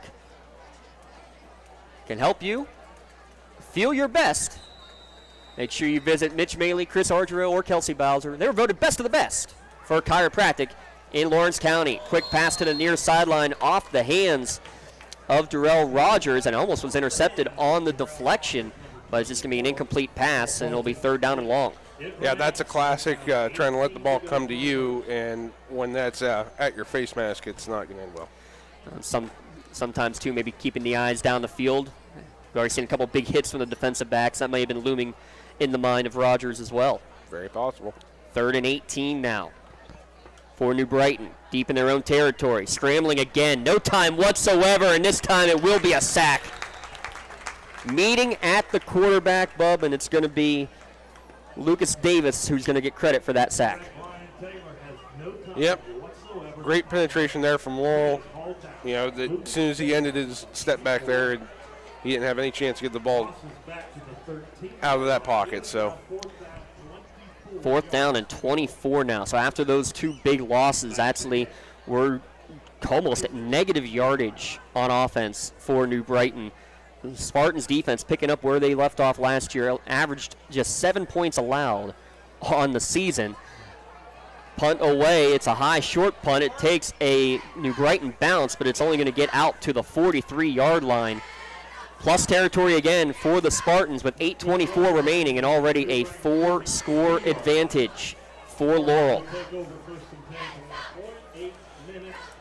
Yeah, so far New Brighton special teams has left a little bit to be desired. I'll tell you what, the first punt looked great, almost 50 yards, and since then it has not gone to the advantage of the Lions. That one actually gets credited for a 28-yard punt. 1st and 10. Spartans now going left to right if you're listening on News Radio 1200 WKST to our high school game of the week. You can tune in and watch live at lcsportsnet.com as well. 2 receivers each way. It's Ben Hannon in the backfield, now to the left of Tinsman in the gun. Fake to him, throw down the seam, has a man open. It's Smith off his fingertips, just an inch out in front. He lays out, Bub. He may have a chance at it. Yeah. He might have, but just missed that opening. That's one of those you throw to the open area of the field, and right down the seam. It was open too. Yeah, that was the right guy to aim for. Have a feeling we might see that one again throughout the course of this game. But back to the 43-yard line we go for 2nd down and 10. We're down to 8:20 remaining in quarter number 2. Tinsman in the gun, will pitch it to Hannon, going on the outside, going downhill, big speed, big hole on the 30, to the 20, untouched from 43 yards goes Ben Hannon. He's the more downhill runner, Bub. It was a pitch. It didn't take him long to be going downhill. Yeah, I mean, that was great explosiveness, James, when he saw the opening on the outside there, and never looked back. And I'll tell you what, these Laurel Spartans, they went downfield and threw some blocks to allow that to spring. 2-play scoring drive yet again. This time only taking 18 seconds off the clock. There's your Joseph's Marketplace drive summary right there, and Buchter on to attempt a Cunningham extra point would put it at a 35-point advantage. High snap to Tinsman. He puts it down. Low line drive kick, and it cleared the bar by just about 2 inches. But it is good. 35-0 Laurel with the advantage. We'll take a break. Be back in a moment. Week 0 action here on the Lawrence County SportsNet, powered by LCAP. When the high school season heats up, make sure you have the best gear to support your school. Head to the Red Zone on Wilmington Road in the Shannock for all your county sporting apparel needs. From sporting goods to custom apparel to embroidery and more, the Red Zone has it all. Quality gear for all 8 schools in the County of Champions. Stop by and enter the Red Zone or visit them online at theredzonesports.com. Score big at the Red Zone. Wherever you're going, Axe can get you there. The bowling alley, beauty salon, and even the library. Axe can get you there safely. The grocery store, the pharmacy, and the bank. Axe can get you there comfortably. Going to work, visiting a friend, or just to relax at the park. Axe can get you there affordably. Axe is here to get you there safely, comfortably, and affordably. Choose Axe as your driving service and give us a call. 2 plays, 43 yards on that scoring drive. Hannon from 43 yards out makes it 35-0 in favor of Laurel over New Brighton here in our first game of the year. Remember, you can also switch over if you're watching at lcsportsnet.com. Neshannock against Sharon going on. We'll get you some score updates on that one as we go along. We'll have plenty of halftime scores coming your way here as well. We'll get you all those out-of-town scores during that halftime break. Short kick and just taking a knee at the 29-yard line is the return man, and I think Jackson Zahn just said, yeah, we'll just hold it there.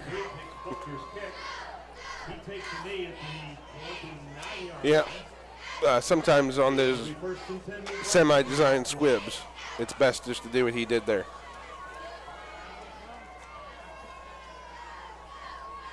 We'll get you some scores as they're coming through. We'll also get our bottom lines up and running here as well. Our out-of-town scoreboard brought to you by the Crane Room Grill. Power pistol set here on 1st and 10 from the 29. Handoff, good to see the big running back in there, but he's seen what he's seen all night. Kevin Williams, nowhere to go. Does get out to the 30 for a gain of 1, but that's it.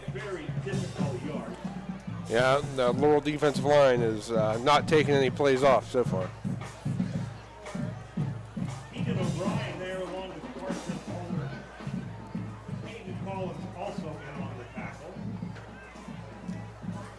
Gain of 1. We're getting those scores in. Shout out Katie Walzer, she's acting like it's the red zone out there, the NFL red zone, that is. She's watching all 5 county games at a time. Little backwards flip into the flat, trying to get to the perimeter is the freshman Jojo Montanez, and he's going nowhere. We'll call it a run. It was a backwards throw back to the 26-yard line, so that's a loss of 4 for Jojo.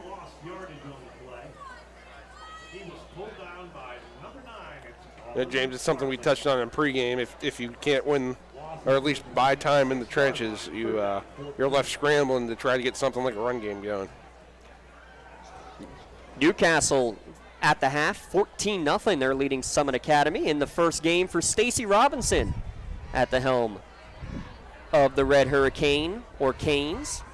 You got to be careful how loud you say that over here. I don't know which side of the fence everybody in this press box might be. 3rd down and long, another throw out into the flat to JoJo, makes one man miss, but the Cavalry is coming. It's going to be a short gain. Actually, they're going to mark it back to the 25 for a loss on the play. Braden Smith held him up. I believe it was Collins who made the tackle. Yep, this Laurel defense is, they came to play today, James. Loss of 1 on that pass attempt. We're now to 0 for 7 on third downs here in this first half for New Brighton. We're only midway through the second quarter. 35-0 all Laurel here today. Back to boot of the way is Kohlmeyer. He's already had 1 block today. This is probably his best punt of the night. Goes all the way into Laurel territory. Bounce up to 45. Actually picked up by Smith on a couple of bounces at his own 39. Trying to come to the near side. And he's going to get out close to midfield. Probably saved about 15 yards of field position did Landon Smith on that. And that's gets credited for an 8-yard return. Yeah, he did a good job there. And, the Spartan return team that time, too, did a good job not getting a penalty called on them as well. That's right. They got a punt return for a touchdown earlier for Landon Smith, called back due to a penalty at the end of the first quarter. We're at 5:44 remaining here in the second. A 35-0 advantage for the Spartans. They'll start this drive at their own 49-yard line. Tinsman 5 of 7 for 71 yards and a touchdown. He's also got 2 on the ground.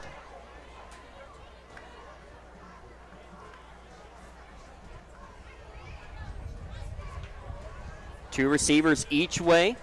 Smith behind Tinsman in the pistol. He'll get the handoff. Big room across midfield all the way to the 40-yard line. And if it wasn't for the shoestring tackle of Kyler Rombold holding on, he may have been off to the races.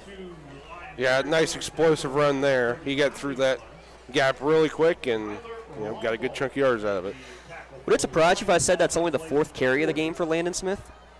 Yep, I would be surprised. 4 carries for him, 5 for Tinsman, 2 for Hannon, 1 for Bartley. All 4 of them have touchdowns on the day. Smith's touchdown actually came on a reception from the slot. The other 3 all touchdowns on the ground.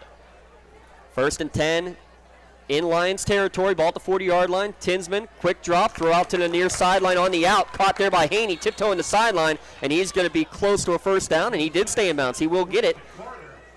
Started at the 40 all the way down to the 26-yard line. Good quick release. I believe that ball, Bub, thrown before Haney even came out of his break. Yeah, that was a wonderful pass there. And James, kind of what you were saying before that play, spreading the ball out like that, that's one major thing that can make an offense really dangerous. Pitch to the left for Smith. Cuts it back inside. Not much room there. One of the better defensive pursuits from the Lions on that one. Will be a loss of 1 for Smith on the play. It's the first negative yardage play of the game, minus the couple of botched snaps over the head of Tinsman. And we'll have a timeout on the field as another New Brighton player down, potentially with a cramp on the far sideline. The other games going on tonight, Elwood City at Brentwood. Score update we had there was Elwood leading 8-0. How about that? A 25-game losing streak. You get a new coach in Dan Bradley coming in. Might they right the ship? And how about this, Bub? Brentwood is the last team that they beat 4 years ago. That would be an interesting bookend to a 25-game losing streak. Neshannock leading 17-7 in their game against Sharon. That's a great game of District 7 versus District 10. Again, you can check that one out live or archived on lcsportsnet.com. And thanks if you're listening on News Radio 1200 WKST. We'll have coverage each and every week, including next week. We will have Laurel again, actually. Laurel against Neshannock up at Bob Ledgy Stadium for the contest next week. And actually, the player slow to get up now does get to his feet. That's the starting quarterback, Brian Taylor, getting hurt while on defense. He'll hobble off, and with that, you're going to see the lefty Gary Pugh on the sideline warming up. Actually, no, that's not the lefty. That's actually Dash Graham, a freshman who's throwing, the right-hander. Might have both the lefty and righty warming up in the bullpen. Yeah, it looked like it was a cramp, but we'll let you know if we hear anything different. We hope it's just a cramp. We've seen a few of them already, though, here this evening. Tight formation now on second down and 10, second and 11 actually from the 31-yard line. Bartley goes in motion across the formation. Play action, throw out to the near flat. Low throw caught by Haney at the 20. Turns upfield, and he's going to get close to a first down. Depends on where he went out of bounds. They're going to mark him inside the 10, down to the 9. So that's a big gain and a first down, first and goal. And again, in the red zone are the Spartans. Yeah, he did a great job there just taking what's in front of him, James, because he's not trying to force it, get it all in one play. And a handoff up the middle is quickly up to the line of scrimmage where the Spartans. It's going to be a keeper for Tinsman trying to get his third rushing touchdown of the game, but he's going to be 1 yard short. Gain of 8. Second and goal coming from the 1 yard line. See if Tinsman goes back under center again. Already one QB sneak touchdown. Spartans get set. He will try to plow it right up the middle. A little bush push from Hannon to get him in there. His third rushing touchdown of the first half. Chase Tinsman extends the Laurel lead now 41-0 over New Brighton.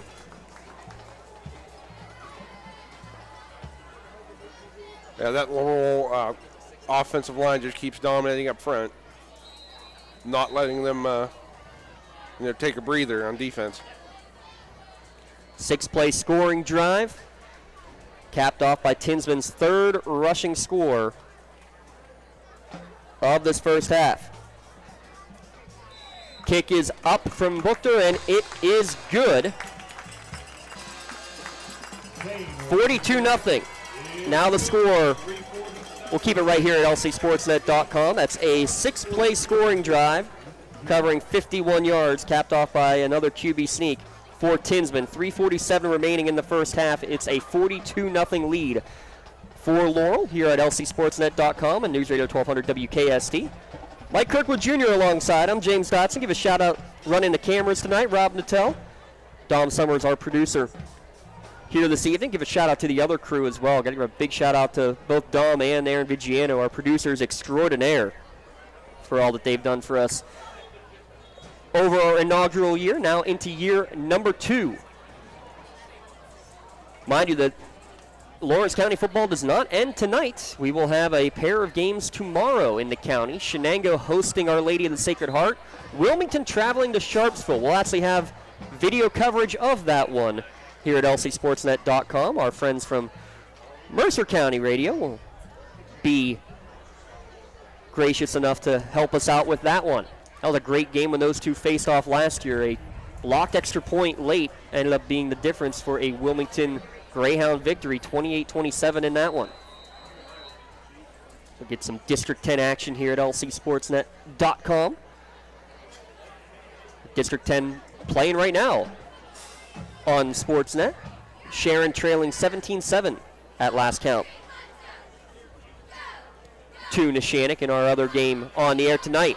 Line drive kick bobbled at the 15, picked up at the 20 by the return man, and he's going to slip, and the knee did touch at about the 23-yard line. Darrell Rogers, good to see him back in there, but not able to do much with it. 3:42 remaining in this first half. New Brighton still looking for their first down of the evening. Yeah, not a whole lot in the positives column yet for their offense, James. Including yardage, unfortunately. Last count, 5 yards of offense unofficially. They'll start this drive at their own 23-yard line. Handoff up the middle, new tailback in there. Not much room, maybe a gain of 1 up the middle on that quick hitter. Laurel came out of the pile with the football. Keegan O'Brien says, I got it. Williams down on the play. Was it Williams who got the handoff? I believe he did take the handoff, but they had somebody else in the backfield. He came from like the side or the wing. Looked like Montez was also in the backfield. Gain of 1, we will credit to Williams, but he is now down on the turf with 3:25 remaining. It is week 0, Bub. The vernacular still stays because it is an optional idea to play in this game instead of taking a second scrimmage. Most teams do elect to play this game. It's always non-conference. I shouldn't say it's always non-conference. Get back to that in a second. But in the WPIAL, at least, it is non-conference games. So it doesn't matter in terms of that conference record and getting a plaque for your conference championship. But more than anything, too, when you have the expansion of classifications, it's a way to get some of the more local games to be able to be played against some rivals you may have lost, including this one right here. It's become kind of a bit of a rivalry over the last decade or so with Laurel and New Brighton. And, again, they were in conference together last year in the MAC. Laurel down in Class 1A and absolutely sticking it to a Class 2A school here to start this one. Yeah, I like the idea of playing the schools that are close to you. But I don't like it as much as the Tri-County North used to. Tri-County North, I believe, was the last time we had a mixed classification conference. Wondered if that was going to come back with the fact that all the realignment put just 5 teams in Class 6A for the WPIAL, but they did not mix Class 5 and 6A like many thought they might. I don't think it'll be long before we do. Back to the action as Williams got help to get off the field. Hand off to Montanez, and he's getting hammered, going nowhere. And O'Brien thought he got a fumble recovery on the last play. He's going to get a 4-yard loss on this tackle.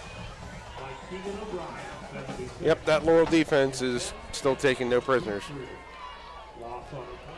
We'll get you the official numbers during our halftime break, but I have a feeling that we will have negative yardage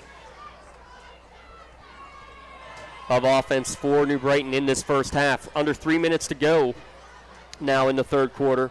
42-0 Laurel. Third down pass towards the flat on the far sideline is going to be over the head of Michael V on the intended receiver. 0 for 8 on third downs now is New Brighton. I mean, we could talk about the Laurel offense all night long, but you're right, Pub. This defense has been absolutely juggernaut. Yeah, they're looking really sharp, James.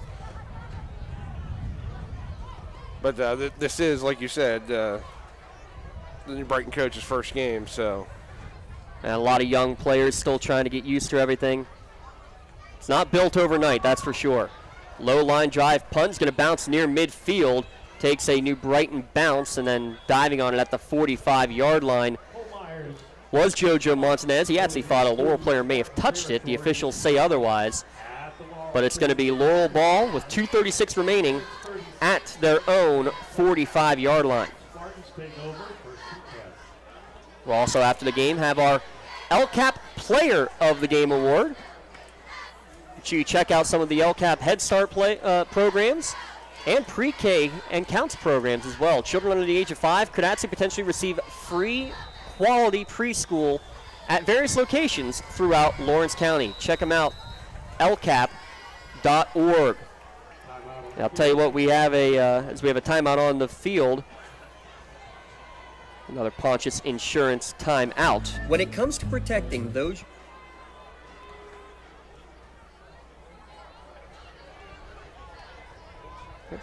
Guess I missed one.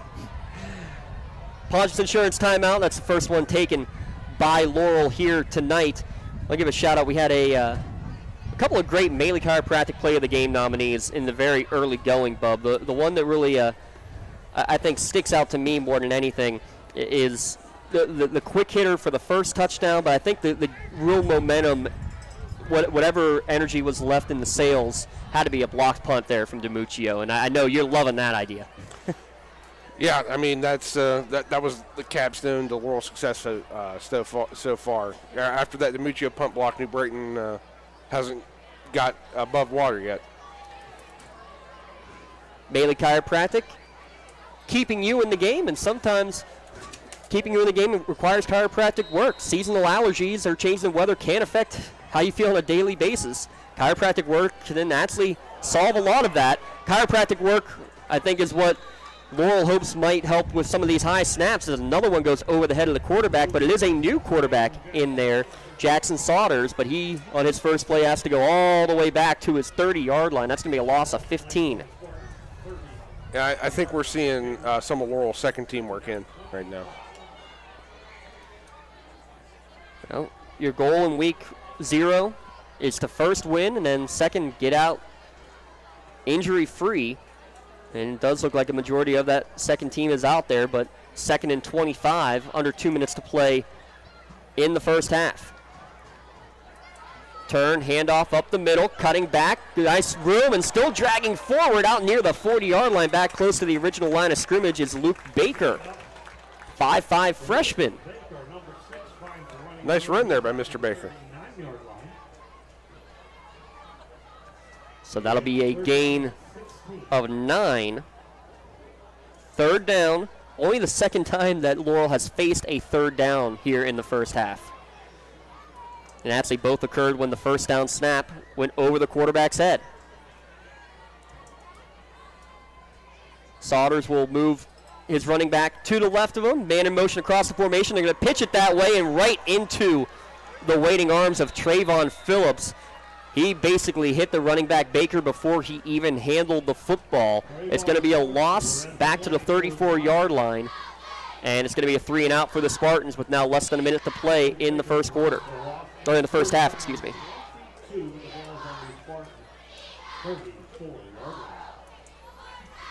Loss of 5 on that one. Again, remind you, we'll have our Trib Live High School Sports Network halftime show, as well as the marching band performances for both the New Brighton Lions and the Laurel Spartans. Tinsman went out there to punt, and they're going to pull him back off, and they're going to let Zane Buchter boot one away. Going to let the clock wind down. He gets the snap. Quick step up, end over end punt. Fair catch called for and muffed at the 35-yard line. Ball on the ground and right into the hands of Carter Haney. Yep. It's going to be another turnover, and Medore Bonner Law change of possession. Yeah, sometimes when it rains, it pours. Flexible appointment hours for Medore Bonner Law. They have a team of experienced lawyers and staff always ready to help. Make sure you protect your possessions. So now 21 seconds remaining after the muffed punt. Saunders will take the quarterback draw right side, inside the 30, down to the 25. Sandwich there, but not until he gets a first down. 15 seconds left, and the Laurel second team offense going to try to get another score here before the end of the half.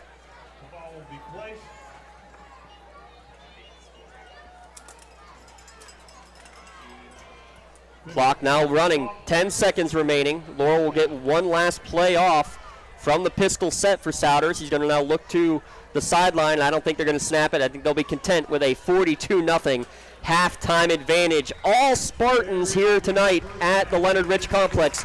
42-0 over New Brighton. If you're listening on WKST, you'll be heading to a network commercial, followed by the Trib Live halftime show, which is coming up right next here as well. You're watching high school basketball, not yet, high school football here on the Lawrence County SportsNet, powered by LCAP. For more than 120.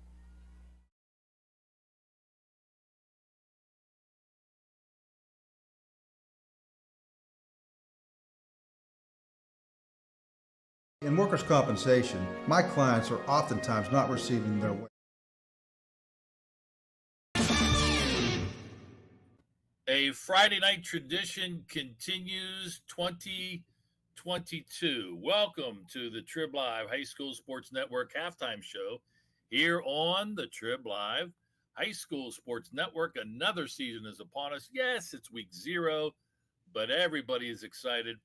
The players, the cheerleaders, the bands, the coaches, the fans, and we in the stinking media are excited to have another season of high school sports, and the focus, of course, high school football here on these Friday nights in September. We welcome you to our halftime show. Once again, my pleasure, Don Rebel, to welcome in Chris Harlan, who will be alongside once again this season. Chris, David Bowie once sang about changes a long time ago. But that really seems to be a striking theme, starting from the very top, the change in leadership of the WPIAL with Scott Seltzer now taking over for Amy Schuneman. And that was a little unexpected, but expected change every 2 years, the PIAA with realignment. Yeah, realignment's always a big deal every 2 years to see where are the teams, because the state takes them and puts you in new classifications based on your enrollment. And this year there was a little more movement than usual because the state kind of changed the formula a little bit, or at least explained the formula for counting enrollment a little differently. And a lot of schools in Western Pennsylvania were counting their vo-tech students differently than schools across the state. You didn't have to count them as, you only had to count 10% of vo-tech students towards your enrollment is the way it came out. And because of that, you saw a lot of big schools actually drop in the enrollment this year. I mean, you'll see teams like Hempfield and Norwin, there were 6A schools last year, both slid down to 5A this year. Bell Vernon went from 4A. They were in the championship game last year. Now they're a 3A school this year. On the other side, you saw some schools move up. Central Valley, it was in the 3A state championship last year, 3-time defending WPIAL champion. They move up.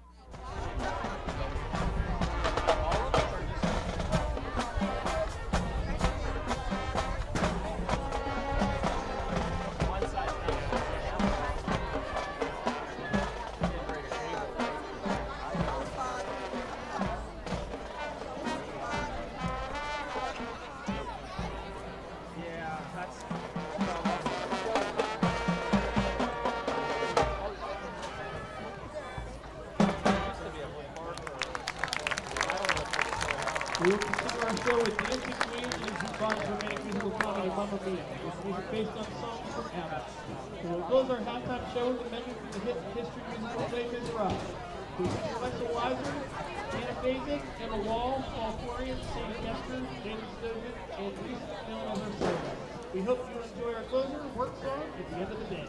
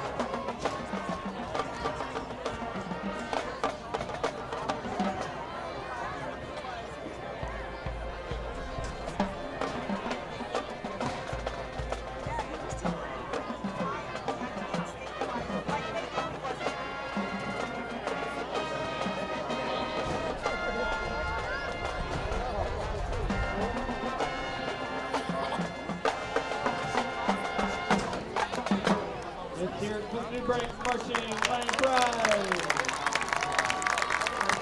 Thanks to the Laurel Spartans for having us. Have a wonderful 4A this year, and now they're in the Parkway Conference with Aliquip. To me, I mean, that's amazing. You've got two defending state champions, 3A champion Central Valley, 4A champion Aliquippa in the same conference this year. So a lot of changes. You see a lot of big movement like that. Some other schools that moved around. How about one that didn't move around? Woodland Hills. Well, the way the new counting went, Woodland Hills could have been a 3A school this year. They elected to stay in 5A where they always are. So kudos to them. That's a bold move to stay up with the big schools. But when you look at the realignment this year, a lot of changes. Now 6A down to 5 schools. And that's where you see the schools in the eastern side of the state are getting bigger and bigger, and you get more and more 6A schools out there.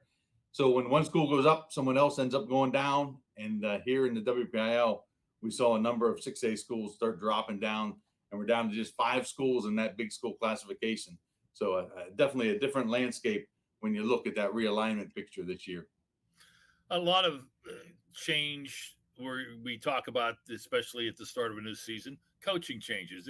It's inevitable. It's going to happen. But this year, a little bit off the charts, how many coaching changes, high school football coaching changes there were within the district. Yeah, every year it seems like we have a lot of coaching changes nowadays. This year maybe more than usual.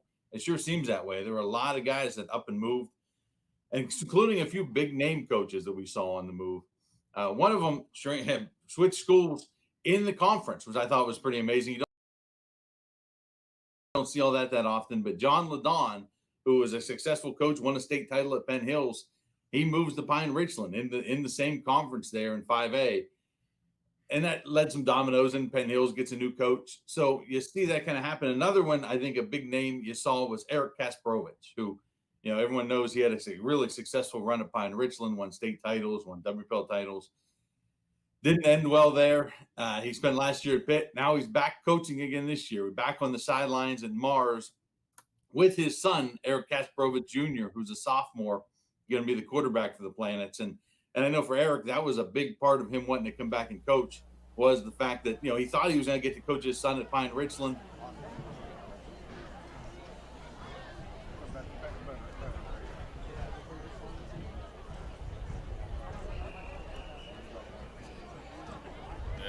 The way it should.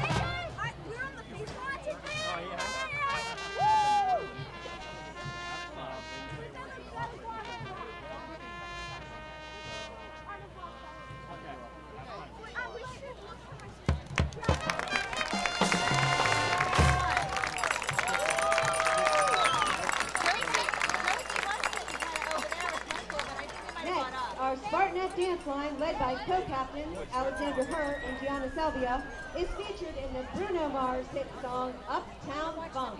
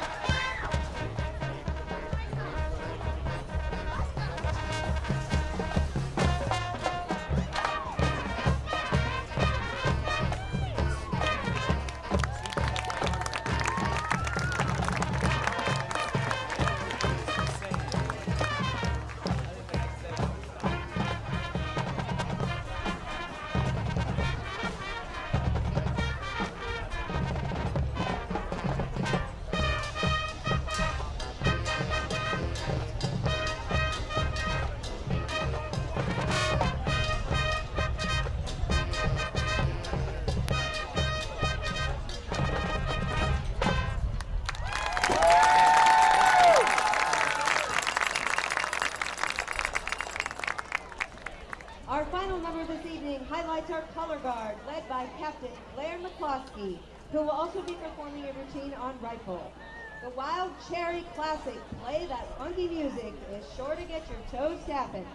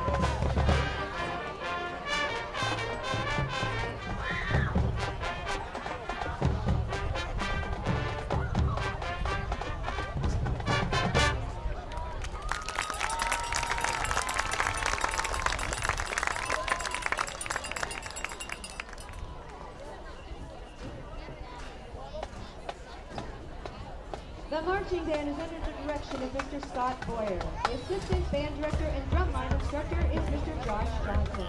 Assistant drumline instructor is Mr. Another change that we have seen, and a lot of it has to do with alignment, is the playoff format. We're not going to get into that now, but that'll be halftime shows as we get closer to the actual district playoff. But we know the championships, no 5A, no 6A at the big house on the North Shore at Shore Stadium will host the 4A, 3A, 2A, and Class A championships. 5A and 6A championships will be played the week before Thanksgiving at Norwood High School. And that, we've seen those 5 and 6 games, one here, one there, over the last 4 years because of the 6 classifications, but to have both 5 and 6 now at a high school venue, something different. I think a lot of people, though, are familiar with that. A lot of people might not be familiar, and you did a nice piece earlier in the month on HSSN about the big change at the state level. Yeah, no longer going to be at Hershey Park Stadium. I think that's a big surprise. A lot of people, they've been there for a couple decades now. But now it's moving to a high school. The state football championships will be at Cumberland Valley. A high school, it's a big high school, one of the biggest in the state, but just west of Harrisburg. They won the bidding rights this year. They're going to have all 6 championships games there in December. And so that's it. I mean, people kind of surprised. The big thing, everyone threw Hershey Kisses when they were going to Hershey Park. Now we got to find something new to celebrate when the team makes it to Cumberland Valley. Yeah, and by all indications, and again, you did a great piece on it, that school district has put a lot of money and effort into their facilities. They've hosted state semifinals before. It seems they're ready to host such a big event. Yeah, that's one thing. They put in new turf, they put in lights, they put in a big video scoreboard, they renovated their press boxes. They're into this. I talked to their athletic director about it, and he said, all the way from the superintendent down, school board, everybody was involved in this and said, hey, we really want to go host this. Let's make that move. And he said, they put the money into the facilities, they put the money into hosting, and they made the bid. So for the next 4 years at least, the state football championships will be there. Also, the state soccer championships are there too, right next door on a soccer field that Cumberland Valley has. So they're fully in. They're invested in hosting state championships there at that high school. One thing that doesn't change, Chris Harlan will be joining me each and every Friday halftime show here on the Trib Live High School Sports Network. Next week, teams to watch. The following week, players to watch here in 2022. For Chris Harlan, I'm Don Rebel. Enjoy the second half of the game you are listening to here on the Trib Live High School Sports Network.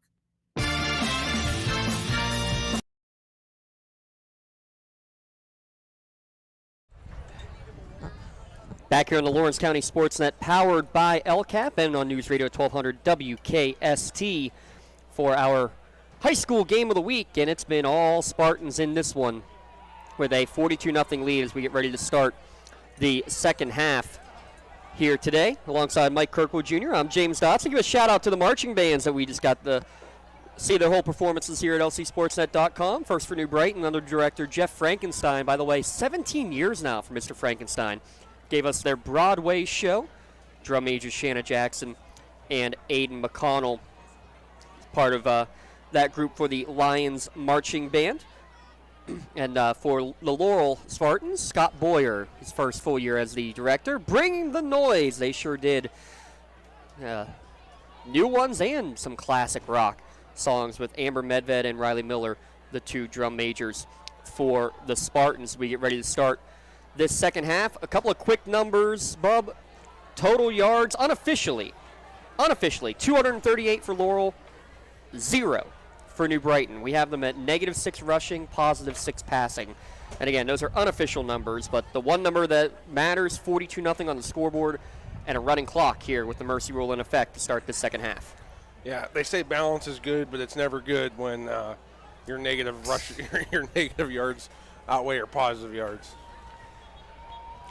Chase Tinsman, 102 yards passing and a touchdown. He also has 36 on the ground and a trio of touchdowns from 6 yards, 1 yard, and 1 yard.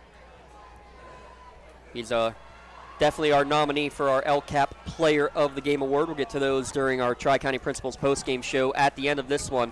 We're about ready to kick off for the second half of play. Buchter will do the honors. Laurel will be kicking it left to right as you're watching at lcsportsnet.com.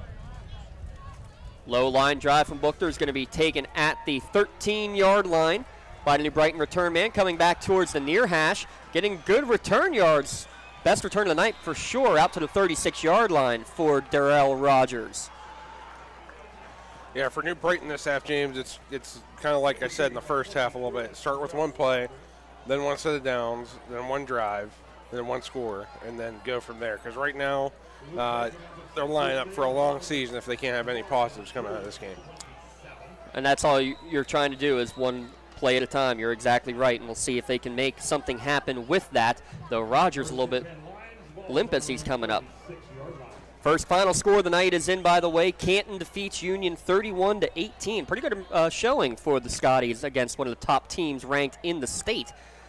Pitch to the outside, getting to the perimeter is the freshman Montana. Out close to midfield. He's got a first down, but this one's going to come back because there was a big hold there against Jamarcus Monte. Morris, excuse me. There is a flag on the play, and it looks like an offensive hold. Holding will bring the ball back with the running clock and a 42-0 lead for Laurel. And we would go through the starting lineups here to start the second half, brought to you by Michael Kirkwood Jr. But as I asked Michael Kirkwood Jr. here, we see a lot of fresh faces out there on the field. Looks like the second-team defense in there for the Spartans. Yep, Laurel's getting their scout team some work here, so develop that depth throughout the year, see if there's any standouts. First and 25 after the hold, so it goes down as a negative 5-yard rush technically. Little inside pitch, trying to go to reverse and get open space. A second touch, and it's going to be a big one for Rombold. All the way across midfield, down to the 40-yard line. Pitch from far to near, Bub. Cuts it upfield, then cuts it back against the grain and gets a huge gain out into Spartan territory for the first time tonight for the Lions. Yeah, it was a good run by him, but I'll tell you what, the officials missed a big hold to spring him to past the second level there. So Good run on the play for the now they're keeping the flag in the pocket with the running clock. Nonetheless, it goes down as a 40-plus yard gain on, I mean, should you technically call that a pass? Was it forward? It was like a forward handoff, and he definitely let go of the ball. Yes. I think you technically should call it a pass. Shovel pass. Definitely helps the quarterback's numbers. Then we'll call it a 41-yard pass to Rombold. Now 2nd down and 4 after a 6-yard gain on 1st down for Montanez. Early 3rd quarter, Laurel with a 42-0 halftime advantage, outgaining 236-0 in the first half. Wide open in the flat, good pitch and catch to find Michael Vion down the near sideline. He's going to tiptoe the sideline. Did he stay inside the pylon? Yes, he did, all the way. He was basically tiptoeing from the 20-yard line in and reached out just in time to put the Lions on the board for the first time tonight with 8:38 remaining in the 3rd quarter. Yeah, good effort from him there. 25 yards, maybe a little busted coverage, but it was well read by Brian Taylor, excuse me, and then working down the near sideline for the conversion. Now on to attempt the Cunningham extra point will be Caden Pavlinch.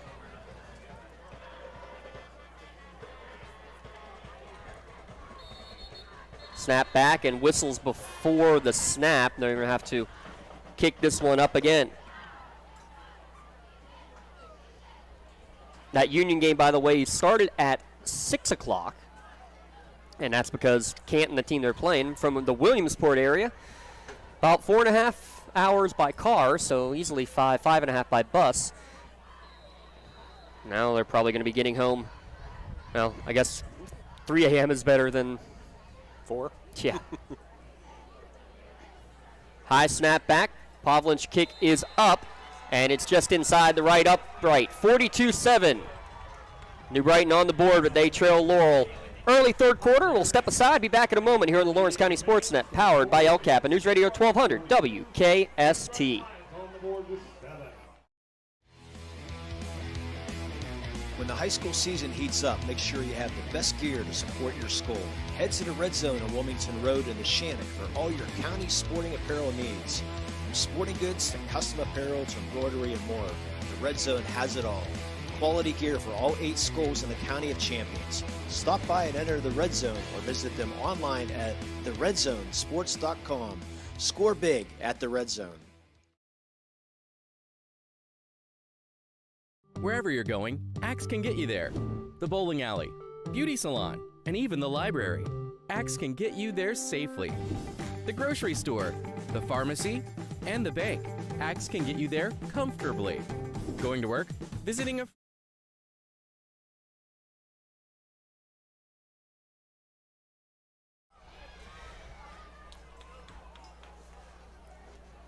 So New Brighton gets the second half kickoff and is able to do what they haven't done all game. Get a couple of big plays, a 42-yard pop pass, and then a 25-yard touchdown pass to Vion for the touchdown.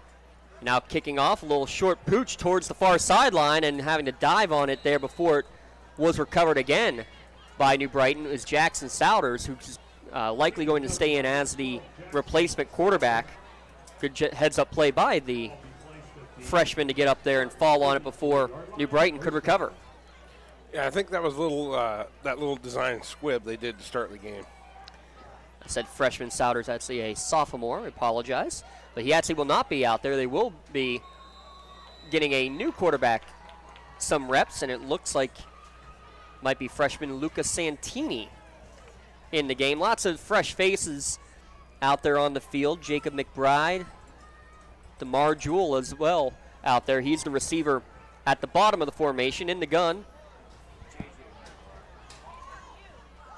Pitch to the left for Nathan Hill. Not much room there. Gets out to the 35-yard line, though, falling forward. Mark it down to the 34. Gain of 3 on the play.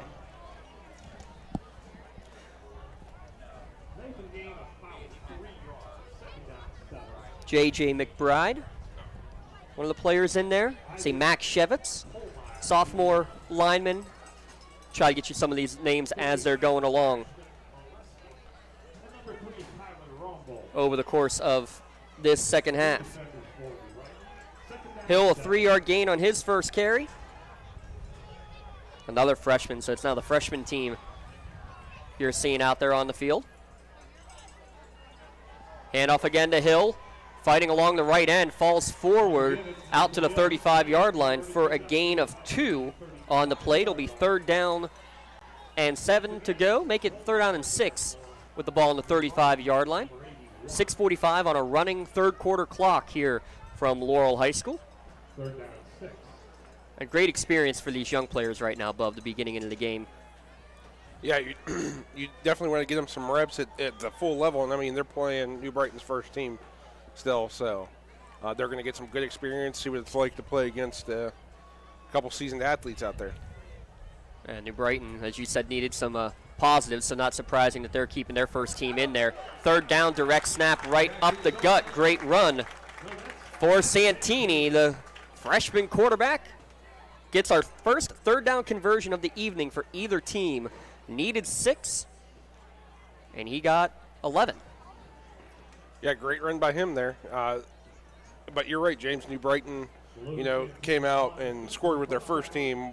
You can probably anticipate they'll into the fourth quarter they'll probably maybe make the switch unless something shakes loose here soon. And part of it too. I mean, Laurel with so many seniors on their roster, a lot of freshmen and sophomores on this New Brighton team. So, you can't put in a freshman team. A lot of them already are on the starting lineup. Yep. Man in motion across the formation. There was Olinchi, handoff at the middle, a big hole for Nathan Hill across midfield and then some inside the 40 down to the 38-yard line. 4 plus 12 was a 16-yard gain. Yeah, great carry by him there. Nice vision for a young guy there. But don't adjust your TV sets at home or your computer screens. That New Brighton player did line up about a half yard offsides, but I think you're right, James. They're keeping the laundry in their pocket this half. I think both coaches, again, week 0 doesn't go on the conference records, but it is an official game. And again, at this point, you want to make sure both teams finish the game on a healthy note. Another carry for Hill. He's going to bounce this one to the near sideline. Gets to the corner, gets to the edge. Now tiptoes and stays in bounds, dodging around some tacklers. Near the first down marker at the 30. Mark it down at the 29. And that should be enough right at the sticks for another first down.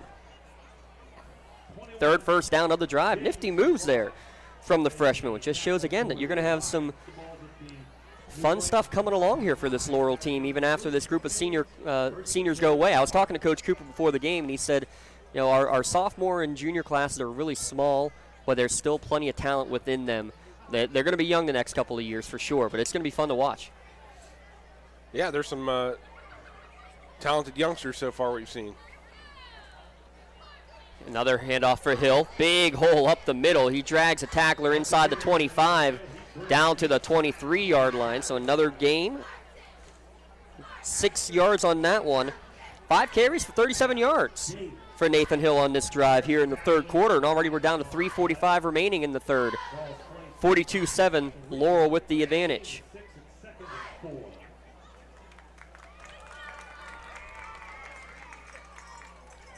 In the gun is Santini. Hill to his right, trips to the top of the formation. Going to let that clock go all the way down. Still 10 on the play clock. Smart headsy move by this freshman. Now gets the direct snap. He bounces it to the outside. Does the quarterback Santini. Lowers the boom, and that gets the Laurel sideline excited. Look at the seniors cheering on the freshman who just lowered his shoulder into a linebacker. Yeah, great run by Mr. Santini there. And I'll tell you what, if you really can't pay for experience like this playing against a first team varsity team.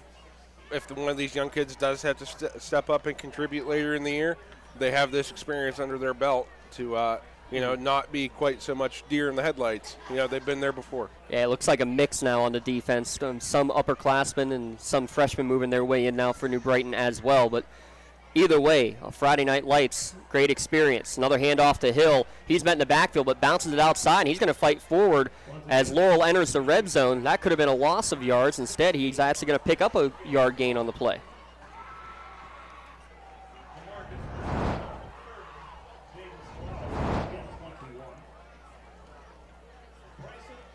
Ninth play of the drive coming up, and it's taken plenty of time off the clock. Already 6 minutes on this winding clock has elapsed on the drive, down to under 2 minutes to go in the third.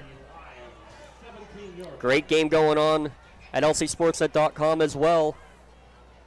Limon and J-Mo with the call at Shannick. It's now 24-21 to Shannick leading Sharon. Lancers lost the lead and have gotten it back. Man in motion, little handoff on the jet sweep action. That's Jacob McBride. He cuts it upfield. He's still going. Bounces off a couple of tacklers. Inside the 15, down near the 10-yard line. Didn't give up on that one. Picks up 5 and makes this a very manageable third down coming up.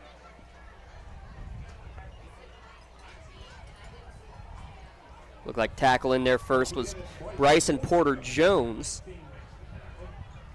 Third down, we'll call it 5 to go. Ball at the 11-yard line for the Spartans. 10th play of the drive upcoming.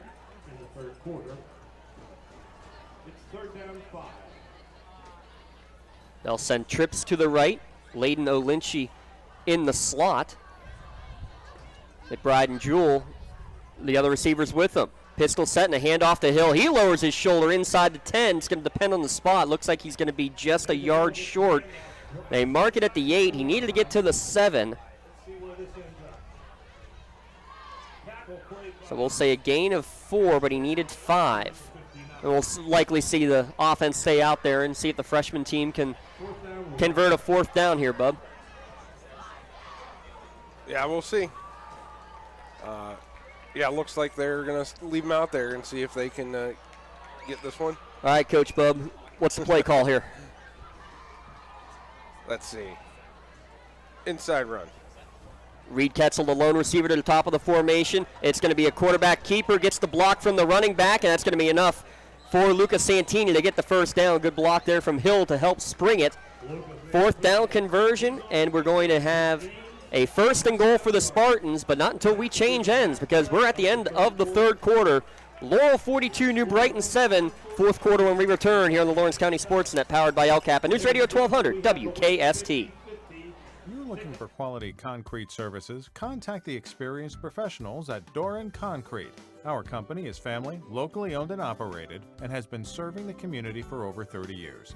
Get residential or commercial concrete services for any size job. Our skilled professionals offer prompt and reliable services at an affordable price. We believe in the principles of honesty, integrity, and reliability. Get in touch with us for exceptional concrete services at prices that you can afford.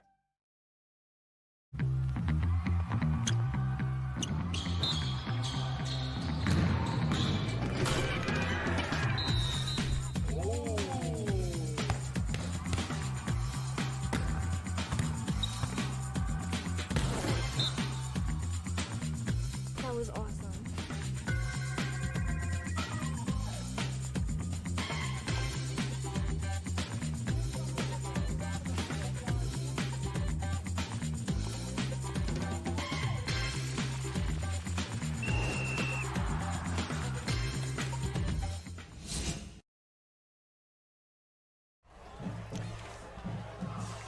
Eight minutes on the clock.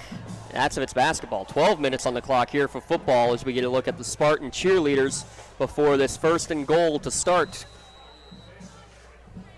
the fourth quarter. Laurel with their second and third stringers in. Clock already rolling with 11:50 and winding to start this fourth quarter. Mike Kirkwood Jr. got to be very impressed with this drive now. 12 plays deep for the Laurel Spartans second team, freshman team. Yeah, nothing wrong with that. I mean, no missed assignments or anything we've seen so far, so. Man in motion on the jet sweep. McBride's going to bounce it to the outside. Another huge block made there by the running back. Hill is going to spring the 5-yard touchdown run for Jacob McBride, the freshman. Yeah, nice instincts there, cutting it up when he needed to reach that ball in the end zone.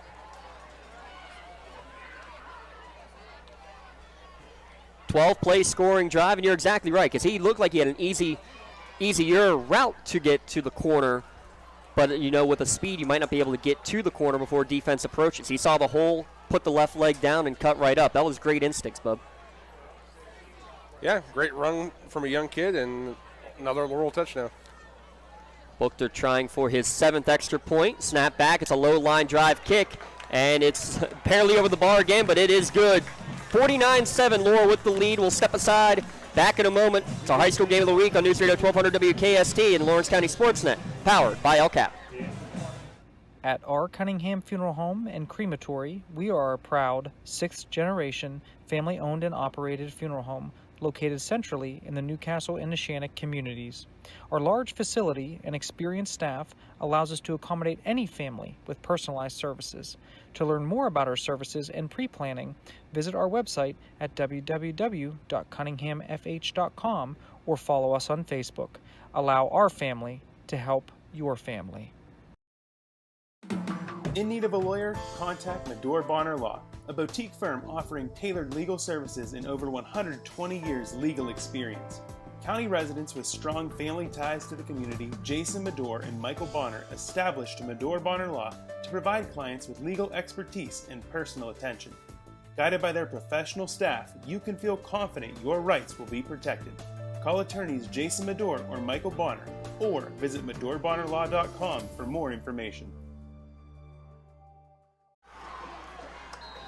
7 for 7 on point afters for Buchter on those Cunningham extra points. He now looks to boot it away with a 49-7 advantage for the Spartans. Great kick, having to go all the way back to his 5-yard line as Martinez to be able to get the kick return, and then he is upended on the return by Souders. And Martinez looked like he may have gotten kind of tangled up on a high-low because he was hit high by Souders, but another player for Laurel kind of caught him down low. Hope that he's okay. Got twisted around there, bub. Yeah, it's never fun when you get pulled down quite like that. It's a good hit. It's not like a dirty hit or anything, but it just, you know, you can come down very awkwardly, very easy. It happens so quickly. It almost looks like a horse collar the way he did, Right. but he got him from the side and basically grabbed the under the shoulder pad, really like on the shoulder. Yeah, that's a clean tackle. That's nothing dirty about that, but it's just, you know, part of football. How about that was a 12-play, 9+ minute scoring drive as New Brighton's going to take a Pontius Insurance timeout with 10:33 remaining and a 49-7 lead for the Spartans. It gives us a chance to remind you that you can tune in tomorrow night for some more action on the Lawrence County SportsNet powered by LCAP, where we will be heading up to District 10 land. Wilmington traveling to Sharpsville, 7 o'clock kickoff. You can watch it right here at LCSportsNet.com. I'll also give a shout out while we have a moment to our friends at Penn Ohio Bottled Water. Make sure you stay refreshed by enjoying hot or cold water at the click of a button, or can even enjoy a cup of coffee with their bottom-loading water cooler options. Remember, you can get 3 free bottles and a first month cooler rental for free if you sign up today. Penn Ohio Bottled Water. Please check them out. Thanks to them and thanks to all of our sponsors here on the Lawrence County SportsNet powered by LCAP.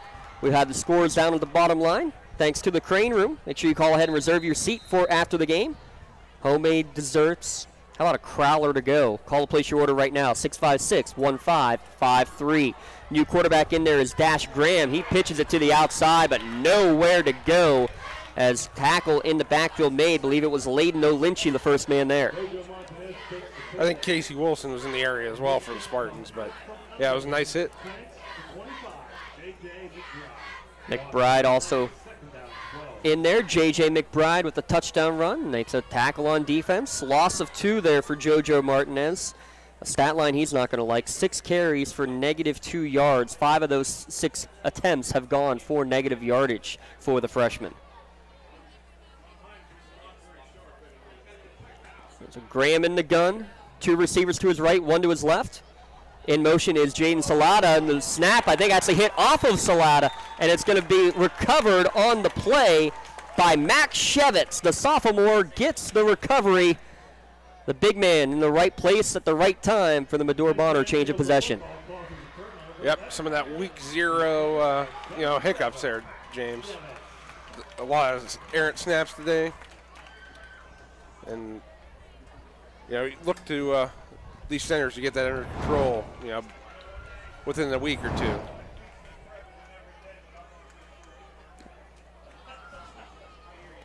So with that change in possession, it's going to be first down.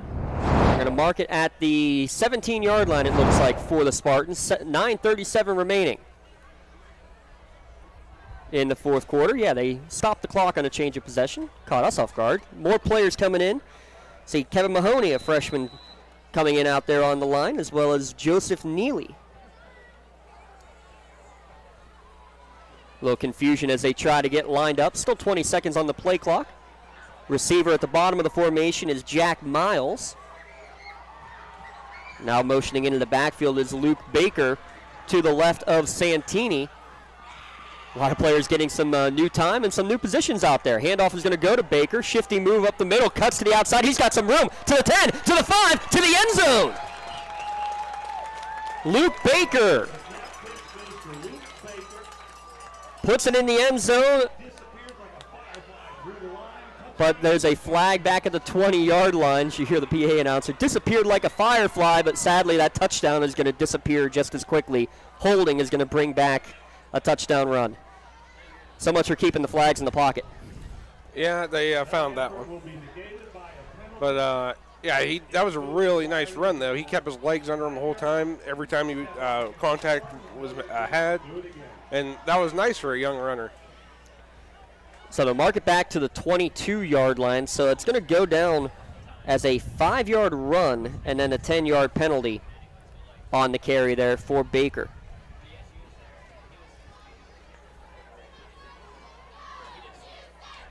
So he'll go again to the right of the quarterback. It's going to be 1st and 15. Lucas Santini in the gun with 2 receivers each way. Casey Wilson in there on the line, now playing the right guard position for the Spartans. 49-7 your score, running clock in the fourth quarter. J.J. McBride, the motion man on the jet sweep, fake to him on the zone read. He's now the lead blocker for Santini. He bounces it to the outside, and he's going to go untouched into the end zone. Yeah, Santini was very patient on that, selecting where he was going to enter the second level there. So it was a nice patient run, let his blockers get in place, and paid off for him. Talk about not only the patience, but just the read in general, even to make that read and then use the motion man, the fake handoff, and use him as the lead block. Well, James, not to put a fly in your soup or anything, but I think he misread, but then followed up following the runner, and essentially that turns into a lead blocker then. So yeah, but it was a nice. Not 100% execution, but there was a nice follow-through on that play. But that's one that when you're in the film, you can say you might have been better off to do this read, but you still made a good play out of it. And that's the thing, too. On those reads, not to drop the ball might be the most important thing, as Buchter puts another one through the uprights to make it 56-7 Spartans. Step aside again, be back in a moment. All Laurel here on the Lawrence County SportsNet, powered by LCAP. Joseph's Marketplace is Newcastle's favorite family-owned hometown grocery store and coffee shop. Fresh meats and produce, full-line deli, homemade foods, and much more. Joseph's Marketplace has hot foods prepared every day. They also have Newcastle favorites like grape leaves, hummus, and wedding soup available daily. Follow Joseph's Marketplace on Facebook and Instagram for daily updates, or stop in to see what's cooking each day. Come hang out at the brand new cafe and bakery, full of great coffee, drinks, sandwiches, snacks, sweets, and free Wi-Fi. In a rush? Go to josephsnc.com and place your cafe order online. Joseph's Marketplace, family owned and operated since 1915. The Laurel Education Association is a proud sponsor of all Laurel Spartan broadcasts at lcsportsnet.com. I'd like to wish all Spartan athletes, cheerleaders, band members a fantastic fall season and best of luck throughout the course of the school year. Short scoring drive capped off by the quarterback keeper, 22-yard touchdown run for Santini. This ball kicked off and is going to bounce inside the 5, down to the 2, and it stops. Has to be picked up there and nowhere to go because Jack Miles just jacked up the return man inside the 10-yard line.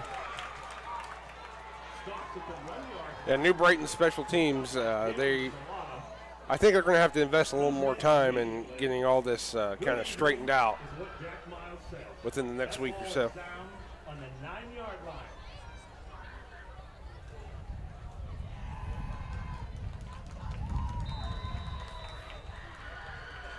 Try to get you some final scores as they're coming through here.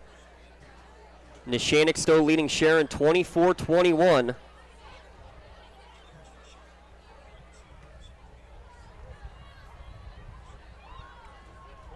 Handoff up the middle, not much room for Montanez. He'll get back outside the 10-yard line. 2-yard gain from the 9 to the 11, down to 7:15 remaining. Bub, if you're the New Brighton coaching staff right now, if you're Coach Coulter, what is it that you're trying to find out in this last 6 minutes from your team?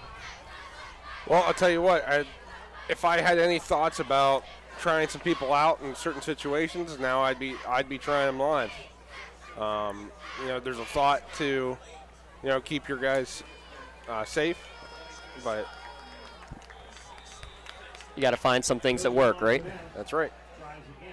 Another handoff up the middle, not much room. It'll be 3rd down and 6. In there on the tackle was Landon Olinchi. We're going to try to call just about every single name on this Laurel team by the end of the night. And if you're Coach Cooper and his staff, you got to be ecstatic about how this night has gone in that regard. You've had everybody participating and contributing in one way or another. 2 receivers each way.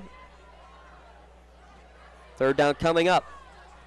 Graham in the gun, high snap. He's going to throw it into the flat to his running back. Caught at the 10, tries to cut back inside. Montana's going to be tripped up, though, right near the line of scrimmage. Falls forward for a gain of 3 on the play. Got Casey Wilson on the tackle there for the Spartans. Another new name getting in there on the tackle. And it's going to be a 3 and out. We're midway through this 4th quarter with a 56-7 Laurel advantage. They led 42-0 at halftime, with the mercy rule then put into effect to start the 2nd half. And it looks like the offense still out there for New Brighton. Dash Graham still in the gun on 4th and 2. High snap. He has to jump to handle it. Gets the handoff, but as a result, nothing's going to happen. Ball on the ground at the end of the play, but they're going to say it was forced and it was down by the ground, causing the fumble. So tackle at the 10 will be a loss of 6, a turnover on downs, and another Medor Bonner change in possession. That has just been incredible stuff for this Spartans defense, and a big play for the youngsters out there again, getting it done. Yeah, really nice there, getting in the backfield, stopping there. Any chance of them coming out and then recovering the fumble too. And great position because they're yet again in the red zone. Make sure you stop by the red zone. All sorts of great stuff. We didn't get our new red zone commercial, but wait till you see all the incredible new merchandise they have over there at the red zone. And in fact, if you're at the Neshannock game, that's where the red zone is tonight. I believe they're going to be there next week as well for the Neshannock Laurel game. That's where we will be for next week's game at lcsportsnet.com. Also voted best of the best, and they're currently hiring, are the red zone. Another high snap, controlled somehow by Santini. Now he's just running for his life, but somehow stays on his feet finally on the far sideline. Dragged out of bounds. Pinballed off about 4 or 5 tacklers there, Bub, before he was finally brought to the turf. Yeah, it looks like we got a flag towards the end of that play, James. It looks either to be a face mask or maybe a hold. And that's why we do have the stop of the clock. Well, it was stopped for a moment, and now it's start again. Yeah, I thought I saw for stoppage of the clock, but now they're still talking, and while that's happening, the clock is still running. So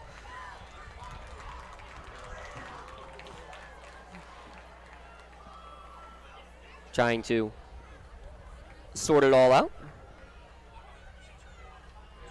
Face mask. Looks like it was a face mask on the Lions. I didn't see. Was it a personal foul face mask?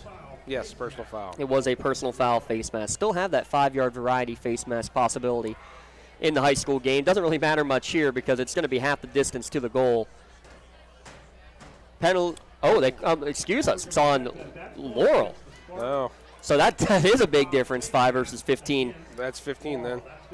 Well, in the process of marking off this penalty, we've wasted a minute and a half on the clock. We're down close to 3 minutes remaining here in the 4th quarter, but it's been all Spartans today.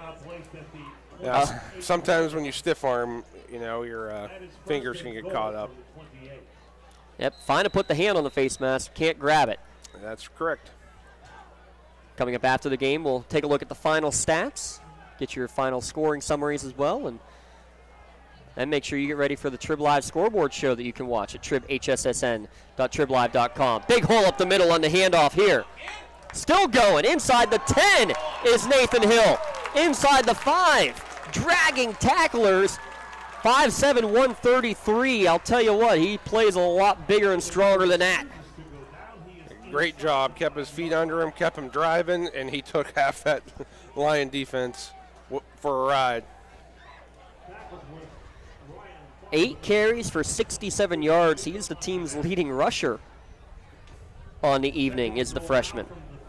How about that? Who would have thought? If you had that on your bingo card.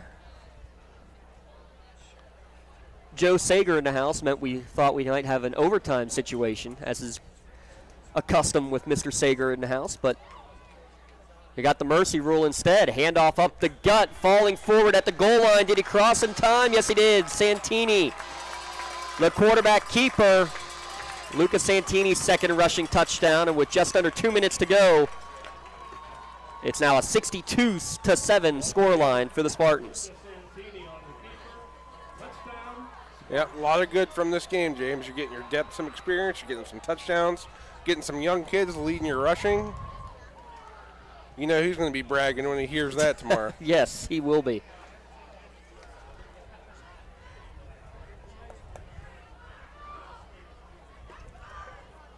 So Buchter trying to make it 9 for 9 on the Cunningham Funeral Home extra points. Snap is back.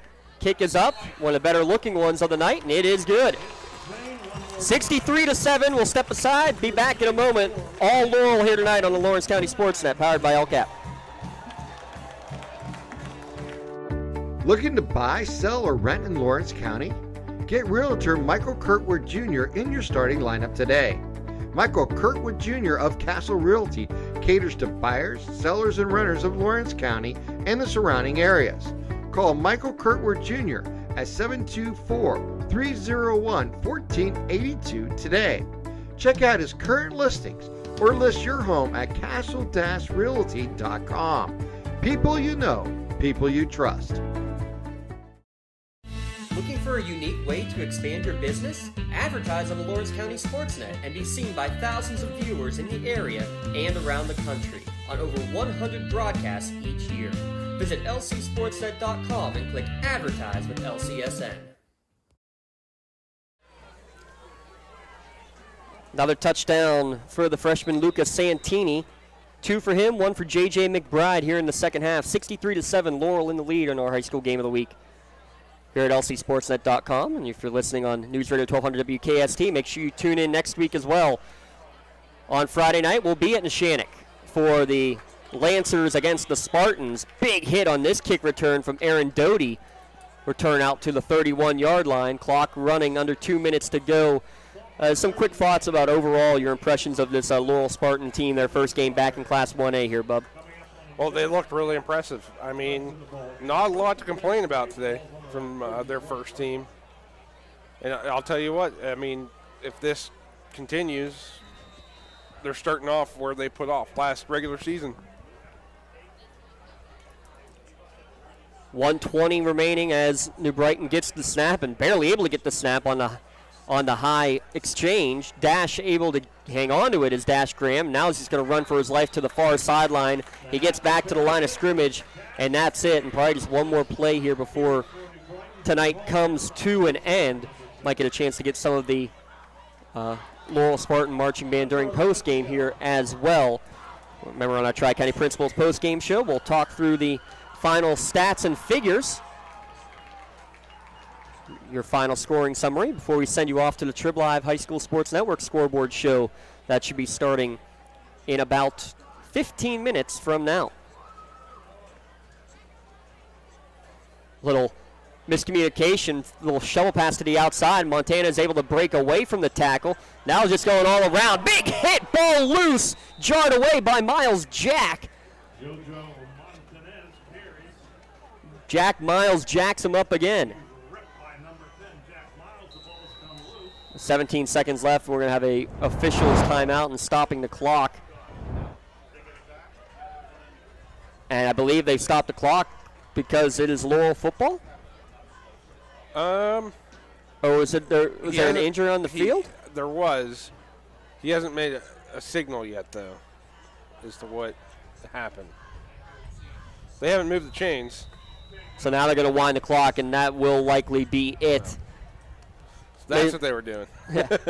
Everybody thought the game was just going to be over. Now it will be. 5 seconds remaining. Laurel goes to 1-0, and in dramatic fashion, too. Emphatically, 63-7 over their former conference mate, New Brighton. The 5th straight victory for the Spartans over the Lions. We'll be back. 60-second station timeout. We'll be back with our post-game show when we return on News Radio 1200 WKST. It's the Lawrence County SportsNet, powered by LCAP. In workers' compensation, my clients are oftentimes not receiving their wage loss. They're not receiving their medical expenses. LGKG, they come to us so that we can put them in a position to pay their bills. If we're keeping our promises, our clients are getting the justice they deserve. Contractors, the Department of Healthy Homes needs you. From small to large residential projects, you can help families live safer and healthier. Contractors, the Department of Healthy Homes needs you. From small. For the most complete recap of Friday night's high school football action, tune in on your way home from the game to the WPIAL Scoreboard Show, only here on the Trib Live High School Sports Network. Hi, this is Don Rebel. Join me in a cast of thousands for all the scores with recaps from the top games, plus we highlight the night on the Trib Live Roundtable. That's the WPIAL Scoreboard Show after the game on Friday nights on the Trib Live High School Sports Network and at tribhssn.triblive.com.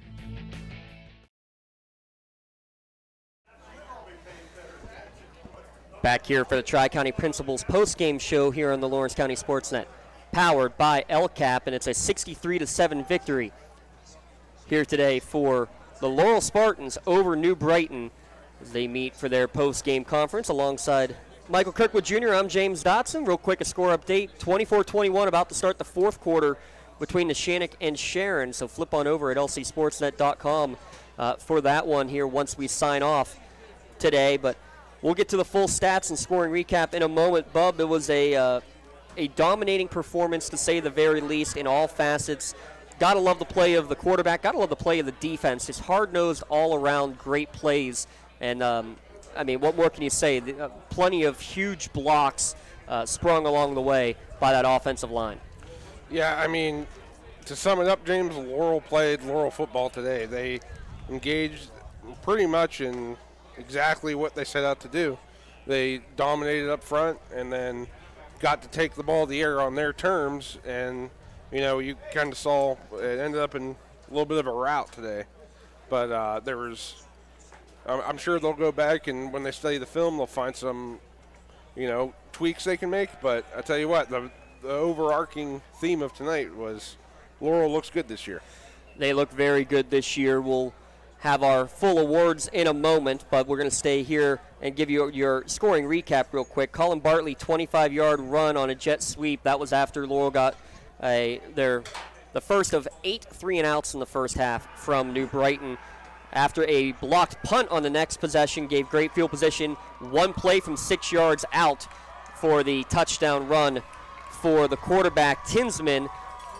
Landon Smith then got a touchdown pass from Tinsman late in the quarter. So Bartley, Tinsman, and Smith, the new three-headed monster for the Spartans, all scoring in that first quarter. 3 more touchdowns in the second quarter. Tinsman, a quarterback sneak twice, sandwiching a 43-yard run from Ben Hannon. It was 42-0 at the half.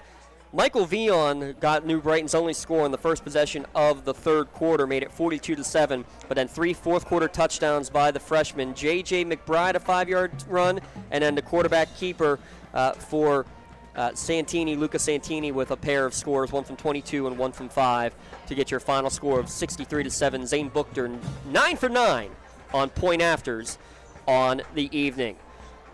We'll step aside, get you some final numbers, and we'll have some awards to give out when we return here at lcsportsnet.com, powered by LCAP. Looking to buy, sell, or rent in Lawrence County? Get Realtor Michael Kurtwood Jr. in your starting lineup today. Michael Kurtwood Jr. of Castle Realty caters to buyers, sellers, and renters of Lawrence County and the surrounding areas. Call Michael Kurtwood Jr. at 724-301-1482 today. Check out his current listings or list your home at castle-realty.com. People you know, people you trust.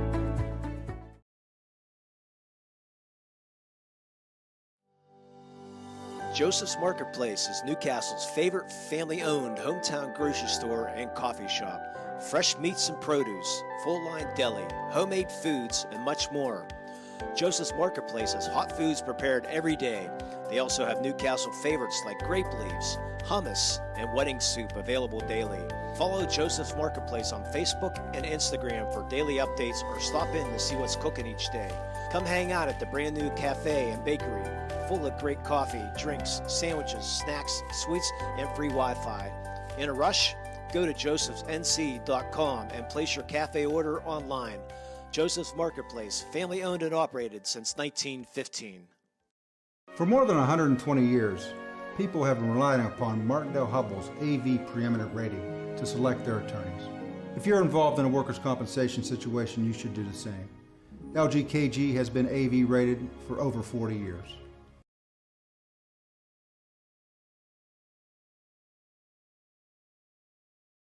Contractors, the Department of Healthy Homes needs you. From small to large residential projects, you can help families live safer and healthier with the quality work you do.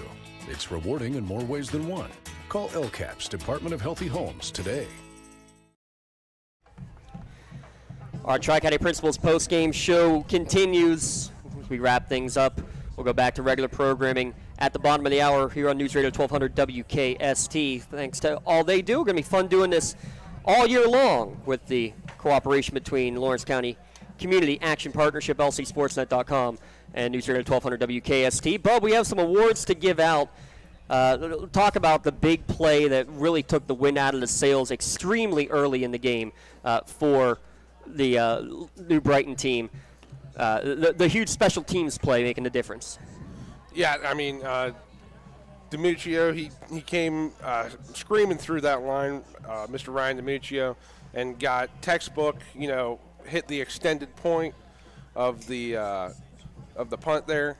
Nice block to set him up with. I mean, you can't get much better than inside the 10-yard line for field position. So. Well, he could have scooped it and scored it, but he's still very deservingly, he earns our Maley Chiropractic Play of the Game Award. Maley Chiropractic proud to present the Play of the Game Award to Ryan DiMuccio of Laurel. Maley Chiropractic and LC Sportsnet proud to honor him for tonight's Play of the Game. And Ryan DiMuccio will receive a customized T-shirt courtesy of the Red Zone in recognition of tonight's Play of the Game. And video of tonight's Play of the Game could be featured as well on Standout platform on Twitter and Instagram from the Trib Live High School Sports Network. You can see all the plays of the game at lcsportsnet.com. Click on Play of the Game. Congratulations, Ryan DiMuccio.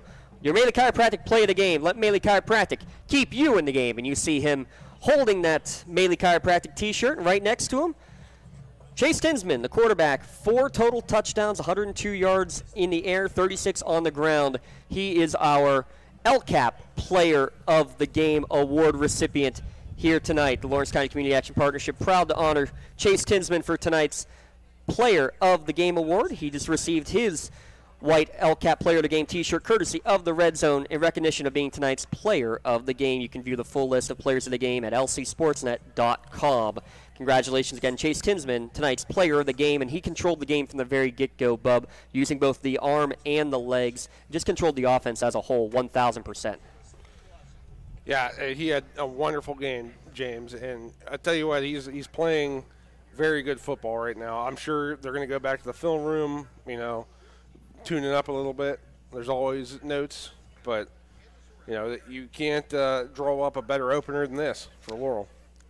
1-0 they are, and they will be traveling just 5.5 miles up the road to Neshannock High School. By the way, Neshannock just scored late in that one, early in the fourth quarter, I should say, to make it a 2-possession lead over Sharon. Great game there. Go flip over at lcsportsnet.com to catch the conclusion. Bub, thanks for pinch hitting last minute and doing a fantastic job. Hey, no problem, James. Thanks for having me, and it's a pleasure to have the privilege of sponsoring as well. The little bit I can contribute, but I think it's great to highlight Western PA high school football, especially around Lawrence County. We appreciate your support, and we thank all of our fine sponsors for all they've done for us here now in our second year kicking off the Lawrence County SportsNet. Thanks to our friends at Maley Chiropractic, at Luxembourg Garbett, Kelly and George, at the Red Zone, at Medore Bonner Law, at the R. Cunningham Funeral Home, Pontius Insurance, Crane Room Grill, Penn Ohio Bottled Water, Joseph's Marketplace, Doran Concrete, of course, Mr. Michael Kirkwood Jr. and Castle Realty, DNR Lawn Care, the Tri-County Principals Association, the Laurel Education Association, and the Lawrence County Community Action Partnership. Our producer today, Mr. Dom Summers, running the camera, Rob Nattell. Special thanks to Aaron Vigiano for all he's done this week, especially as well, both he and Dom, getting all these graphics and commercials set up for the start of the season. For my broadcast colleague, Michael Kirkwood Jr., I'm James Dotson, signing off and inviting you to tune in tomorrow. Wilmington against Sharpsville, and next week, Laurel at Neshannock here at lcsportsnet.com. One final time, 63-7, Laurel over New Brighton in the season opener. Thanks for joining us on the Lawrence County SportsNet, powered by LCAP.